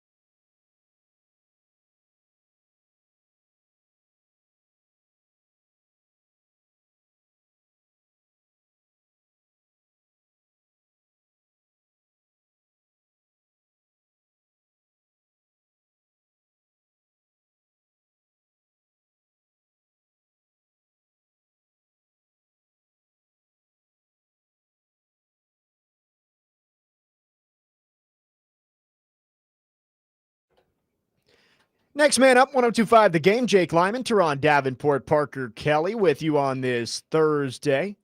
30 minutes left in this show, and it's time to head to our phone lines driven by WilsonCountyHyundai.com. We are now joined by Andrew Allegretta, the voice of Vanderbilt football, for his weekly visit to the program. Andrew, thanks for coming on. Excited for the game on Saturday. Yeah, I'm excited for you on Saturday too, Jake. Yes. I will be roaming the sidelines on Saturday at First Bank Stadium for the first time. So, outside of a spring game, first time in a real game. So it'll be a lot of fun. Yeah, looking forward to it. We're going to miss Kevin. It's unfortunate. Basketball and football started exactly the same time on Saturday, which is a bummer for us in black and gold world. But we're happy to have you on the sideline for sure. Yes, will be fun. Kevin down there in Orlando as the Vandy men's basketball team takes on UCF. Again, same exact time, 3:00 for both football and men's basketball. Andrew, last weekend in Texas, slow start for Vanderbilt, nearly stormed all the way back a couple inches on that sideline away from recovering an onside kick with a chance to go tie or win the game. What's the feeling been around this program this week, knowing that, hey, everything you want to accomplish is still out in front of you, but obviously feel like they had an opportunity to come back and win that game? Yeah, I think the early part of the week was probably defined by a sense of frustration, feeling like they didn't do what they were supposed to do in that game versus Texas. I mean, I think you have to give Texas a ton of credit. That's 2 consecutive years where it's been a difficult matchup for Vanderbilt. Each one of them are 3-point losses, and I think Vanderbilt deserved that final score, but I think anybody that watched either one of the 2 games recognized that it took a Vanderbilt comeback at the end to kind of create those. It's just a matchup where Texas has a ton of athleticism on the outside, and Steve Sarkisian did a great job. Basically said, I'm going to get the ball quickly to those guys, and we're going to challenge you to try to make plays in space, and Texas won those plays. So give credit to Texas on both of those games, but they were frustrated, I think, early part of the week. I'm sure as the week has progressed, it's kind of morphed from frustration into focus and recognizing that, good and great teams don't let one loss beat you twice. It beats you once and you make the mistakes and you fix them and you come back and you win the next week. When you look at this Auburn team coming in, obviously made a coaching change this past week on Sunday. So sadly, Diego Pavia doesn't get a chance to go to 4-0 against Hugh Freeze. But I'm sure there's some confidence for this team after what they were able to do down on the Plains last year, holding that Auburn team to 7 points and getting a win to clinch bowl eligibility, that they should be able to handle business with the Tigers coming to Nashville this week. I have come to this realization that all of the sports psychology stuff that we talk about matters only in the ability for the players to take it and use it for execution, right? Like if Vanderbilt is confident and focused and uses it to execute the right way, then they win the game. If they're overconfident and they don't use it to execute the right way, then they don't win the game. Or if Auburn gets the interim bump and they use that to focus and execute the right way, then they play well. If the interim bump doesn't really do anything for their focus and execution, then so all of that is to say, yes, I think Vanderbilt should come into this game with plenty of confidence. Like Clark Lee told the media and told the team about what the season does to you, the fatigue, kind of the haze of it. You can lose yourself in the season. And what are they going to do sitting 3 games left in the season to finish the job that they started all the way back in January? And one of the things he said is, what are we going to do to rise above the frustration of one loss? And I think you kind of have to step back and go, we're 7-2. We're 16th in the college football playoff rankings. If we take care of our business, we're going to be right there in the mix at the end of this thing for a spot in the college football playoffs. We took care of business after a loss to Alabama versus LSU with one of our better games of the season. And Diego Pavia in the follow-up to Alabama was the SEC Offensive Player of the Week versus the Tigers. They went back-to-back versus the Tigers. They went on the road and punched 2 teams right in the teeth in Tech and South Carolina. So like you can get lost in the malaise of the season, but if you kind of rise above it, you should have some confidence, I think, that you can step into this game versus Auburn, regardless of their wins and loss record, regardless of their coach situation, and feel confident about what you've done anyway. Andrew, that led me right into what I wanted to ask you in regards to this season, right? So you got Auburn, Kentucky, Tennessee. Let's say they do handle their business as you mentioned and don't go to the playoffs. Is this program at a point where that's considered a disappointing season, or is this one where you say, okay, look, we came in with high hopes, finished 10-2, let's build on it for the future? I would say, TD, let's get there first. Yeah. Not to get too ahead of myself, but I'm just curious at this point, like fresh off of that loss, like how you think they're looking at this season. I think it's amazing how expectations morph throughout the course of a season, and that's okay. I think Clark would invite that. I think one of the things that he has been really guarded about within the program, understanding the history as he does, is being comfortable with whatever next step up the ladder that they get to, or kind of that dreaded word of mediocrity. I think he was pleased last year with 7-6. That's a huge step forward, but I don't think he's going to sit there and be comfortable with that. If the season finishes, it's 7-2. If it finishes 7-5, 8-4, 9-3, 10-2, I don't think he's going to sit there and be comfortable just for the sake of it. Is my feeling. I think Clark is someone that is deeply passionate about executing at the highest level all of the time. He says every single day the mission is winning, and you can take that to its logical conclusion. I mean, they don't shy away from putting national championship or SEC championship on the walls around the football facility. So all of that is to say, TD, like, I don't know. I think everyone's going to have their own internal feelings about wherever the season finishes and what is deemed a success and or failure. I look at it a little bit through Clark's eyes, which is the mission is winning. So I think regardless of if he sees progress or feels like there was a misstep, or, he was frustrated with November last year. There's no doubt. Like they were, what were they? They were 6-2. Were they? No, they were 6-3 and then lost the 3 last games. He was frustrated with November. So, I kind of look at it through Clark's eyes, and whatever they get to, he's going to say, I'm proud of this, but here's where we can advance the ball forward. Another forward-thinking question, right? You look at Clark Lee, and I mean, we've seen this movie before, right? Where a guy goes to a program, turns it around, and parlays that into a bigger job. You look at Matt Rule. Like, I remember watching that firsthand, him go to Temple and turn it around. They had back-to-back 10-win seasons. Game day was at Temple University, of all places, and then he got the Baylor job. Do you see Clark Lee being firmly entrenched here in the Vandy program and being that's it?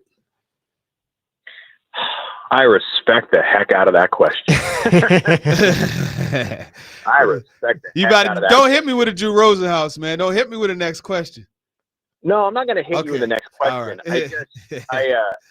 I respect the heck out of it. I understand where, from a fan base, the anxiety sits. Right. I talked with Candace at halftime, our athletic director of the Texas game, and she told me what she said on the record a couple of different times, which is that Vanderbilt University is committed to making Clark Lee a part of Vanderbilt athletics for a long time. Outside of a sentence like that, I have no ability to go much further. Not because I do know or I don't know, or I can project or I can't project. I mean, I think there's a very tight circle of people that are working through whatever they're working through at that moment. And those are the people to comment on this. I will tell you from my own personal experience, it's been a joy working with Clark. It's been a joy working with Candace. Obviously, we have seen the fruits of a lot of people's labor that doesn't just go back over the past 12 months. It goes back to 2020 from, the domino getting pushed by Chancellor Diermeyer, the alignment between Diermeyer, Candace, and Clark. What happens into the future? You gotta knock down the walls of the inner circle and talk to those folks, I think. Yeah, and of course, I'm not saying that like as if, okay, whatever you say, the opposite happens, and I'm gonna come back and man, you were wrong. No, I'm not saying. I was just trying to get your feel as a person who's around the program. I think he cares a lot about the program, right? Like, I know he cares a lot about the program. I think everybody knows he cares a lot about the program. The All of my brain for a lot of like, and this is a little bit to what Jake was asking, and they should have success because they beat Auburn before. My brain goes to the whole like, anytime you see like an investment firm of like past results are indicative of future earnings. Yeah. Right. Like, you hear that line all of the time at the end of like an investment firm's commercial. Just because we sit here with one thing doesn't guarantee the next into the future. Yeah. I know he cares about the program. That is clear every day that you go to practice. And I believe wholeheartedly that Candace wants Clark Lee to be a part of this program moving forward. That's what she told us on the air with Texas. But how that advances into the future, again, you got a finite number of people that can really speak to that. Talking with Andrew Allegretta, voice of Vanderbilt football. Before we let you get out of here, Andrew, I wanted to highlight Eli Stowers. What a game he had on Saturday against Texas. And I look back to the Missouri game, the leaping catch that he made in the red zone.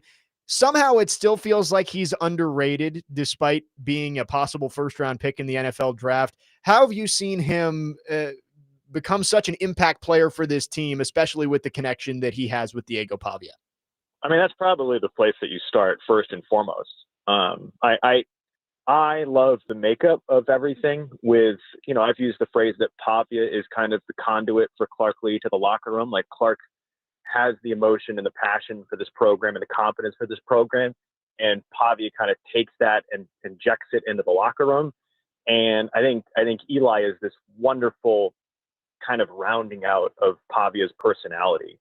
I think that's the first place to start. I think he does so many different things on the field, and I would probably ask Tim Beck the same question about how to get into the nitty gritty of what he does beyond just the statistics. I mean, he's got 4 career 100-yard performances for Vanderbilt, 2 of them against great SEC teams in Alabama and Texas. I think he is Vanderbilt's. I haven't double-checked lately. I assume he's Vanderbilt's leading receiver. He's got double-digit, career touchdown receptions. This is a guy that's about to step into a game, Jake, where on the other sideline is Jackson Arnold, the guy that replaced him at quarterback in a state championship game in high school, right? Like he was a quarterback for a long time. Eli would tell you himself, tight end is still relatively new for him. And I suspect if you talk to his position coaches and Beck, you get a story about a hard worker, someone that does the other stuff, blocking when it's required. He's going to absorb so much of the scouting report.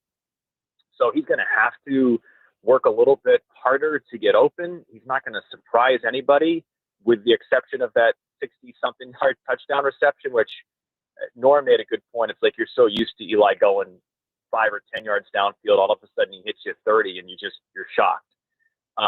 Most of the time he's not going to surprise you. It's a grounded young man who works really hard. He is a lot of what you would ask of from a student athlete, a football player, a professional, whatever it is. So I'm really happy for him that he found that success. And, Clark said on Monday, like, we're going to have to rely on Eli offensively. We need to get the football to SETI to run the football, MK to run the football, and Eli Stowers to catch it. Those Diego Pavia, SETI, and Eli Stowers are probably going to make this offense go in bulk with a lot of help from an MK or a Junior Sherrill or Richie Hoskins or whoever it happens to be. So he's a big part of what we're doing in the next 3 games. Andrew, as always, appreciate you taking the time to come on. Looking forward to Saturday. Look forward to Saturday too, Jake. Thanks, guys. Take care, man. Andrew Allegretta, voice of Vanderbilt football. Always great to talk with Andrew. Vanderbilt and Auburn coming up on Saturday. That is a 3:00 kick, a 1:30 pregame on 94.9 The Fan. We'll take one final break. We'll react to what Andrew had to say and wrap up the show coming up next. Jake Lyman, Turron, Davenport, Parker Kelly, next man up, 102.5 The Game.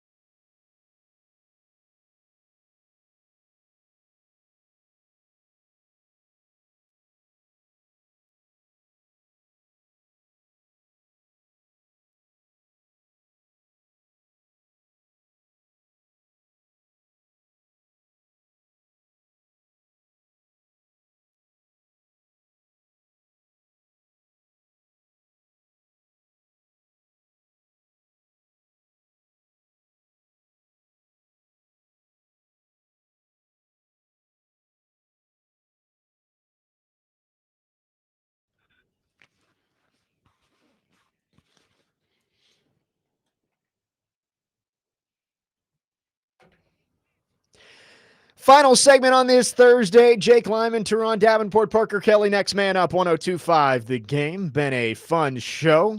Talking Titans with TD. Just had Andrew Allegretta from Vanderbilt football on for his weekly visit. Always great stuff with Andrew. And again, you can listen in on Saturday, 1:30 pregame, 3 o'clock kick. I will be on the sideline helping out with pre and post games. So Nice. It'll be fun. Vandy looking to get to 8-2, taking on Auburn. And they're going to need some help to get into the playoffs, even if they win out. Like, if every team in front of them keeps winning, they're 16th right now. They probably wouldn't make up enough ground to get into the field. But this is college football. You're likely going to get some help from some teams, and you've got some head-to-head matchups. Oklahoma plays Alabama. Tennessee still play, or not Tennessee, Texas still plays Georgia and Texas A&M. So you just need a couple of other games to go your way. And at 10-2, if Vandy's able to win out, your lasting impression is beating Tennessee on the road in your final game of the year. I think there's a really good chance that this team's playing playoff football in December and maybe into January. But the first things first, you got to take care of your own business. Yeah, for sure. And I mean, I think you look this weekend, right? BYU and Texas Tech. That's going to be one. Somebody has to lose. Somebody got to lose, but who will it be? I think in this case, you'd rather it be Texas Tech. So that way, they fall down to the same record as you. Right. You would prefer, and Parker and I talked about this yesterday, if you're looking at the Big 12, you want that to be a one-bid league where BYU just run the table. Go 13-0, win the Big 12, and they may be the only team out of the Big 12 to come out. The ACC, same thing. You got help last week with Georgia Tech and Miami losing. Now they look like a one-bid league. So it's the path is not straight right now. Like, I wouldn't say that Vanderbilt controls its own destiny at this point, but I think if you go 10-2 and win your last 3 games, I don't see a ton of paths where other teams don't fall in front of you to get you into that field. Yeah. Andrew, sorry about that. We wanted to get to you, but we had to get on this, continue this conversation. I do think you don't fall out of the field, and I think you have to look at that win off of Tennessee, like finishing the year with that. Like it's all about. It's going to help the strength of schedule, but then also like that's a quality win. It's a road win in a rivalry matchup. Like I think that would hold some weight with the committee. Exactly. We talk about it all the time. There's not supposed to be recency bias with these polls, but there is. Yeah. It's what have you done for me lately? Yeah. If Alabama, they lost to Florida State at the beginning of the year. If they run the table and go 11-1, no one's really thinking about that Florida State loss at the end of the year. Yeah. I mean, look at Notre Dame. They lost to Northern freaking Illinois. Right. Last year. But they ran the table, won 10 straight, and guess what? They played for a national championship. Yeah. So it is a what have you done for me lately selection process. And I think if Vanderbilt is able to go into Neyland and win, I think you feel pretty good. Vandy's got to put themselves in that position. You've got 2 teams, both with 1 win in the SEC, coming into your stadium over the next 3 weeks with a bye week in between. Right. You got to take care of business. Got to take care of business. SEC games are never gimmies. Again, I said it yesterday. This isn't Charleston Southern rolling in here. You've got to go up and you got to show up and you got to be able to beat these teams. But these are games you're going to be favored in, and you got to go take care of business, because guess what? If you told Vandy at the beginning of the year, 9-2, you head to Neyland Stadium with a chance to put yourself in the playoffs, you take it 1,000 times out of 1,000, and you hope you can go win the game. Yeah. Hey, that Auburn team is going to come in here and they're going to be spicy, right? Because I mean, this is a group, they don't know who the next head coach is going to be. These guys are playing for their scholarships, right? And if it's not there at Auburn, it's somewhere. So this is not a game to be taken lightly. No, whatsoever. Not at all. Auburn, Andrew mentioned it, the interim coach bump could be a thing. We've seen it affect some teams and not affect others. The Titans did not get the interim head coach bump in that game against the Patriots. So it could go either way, but Vandy, you win this week. you go into the bye week with a chance to get ready for Kentucky and Tennessee to end the year. It's a big one this weekend against the Auburn Tigers. That'll just about wrap things up for us here on the show, TD. As always, appreciate it. Enjoy the weekend off. Long time coming. And hopefully you can get some rest and relaxation to get ready for the last half of the season. Absolutely, man. It's going to be a stretch. But, yeah, welcome back, too, man. It's been great. We'll keep this thing rolling. Yes, next Thursday we'll have TD on again for all 3 hours. Always great talking with Turron. Tomorrow, Max Hers going to join us from 9 to 10 to talk some Predators, as he always does. And the Preds play later on tonight here on 102.5 The Game. Then we'll have Connor New to preview the football weekend. For Turron, Davenport, and Parker Kelly, I'm Jake Lyman. That'll do it for us. Chase and Big Joe are coming up next here on 102.5 The Game.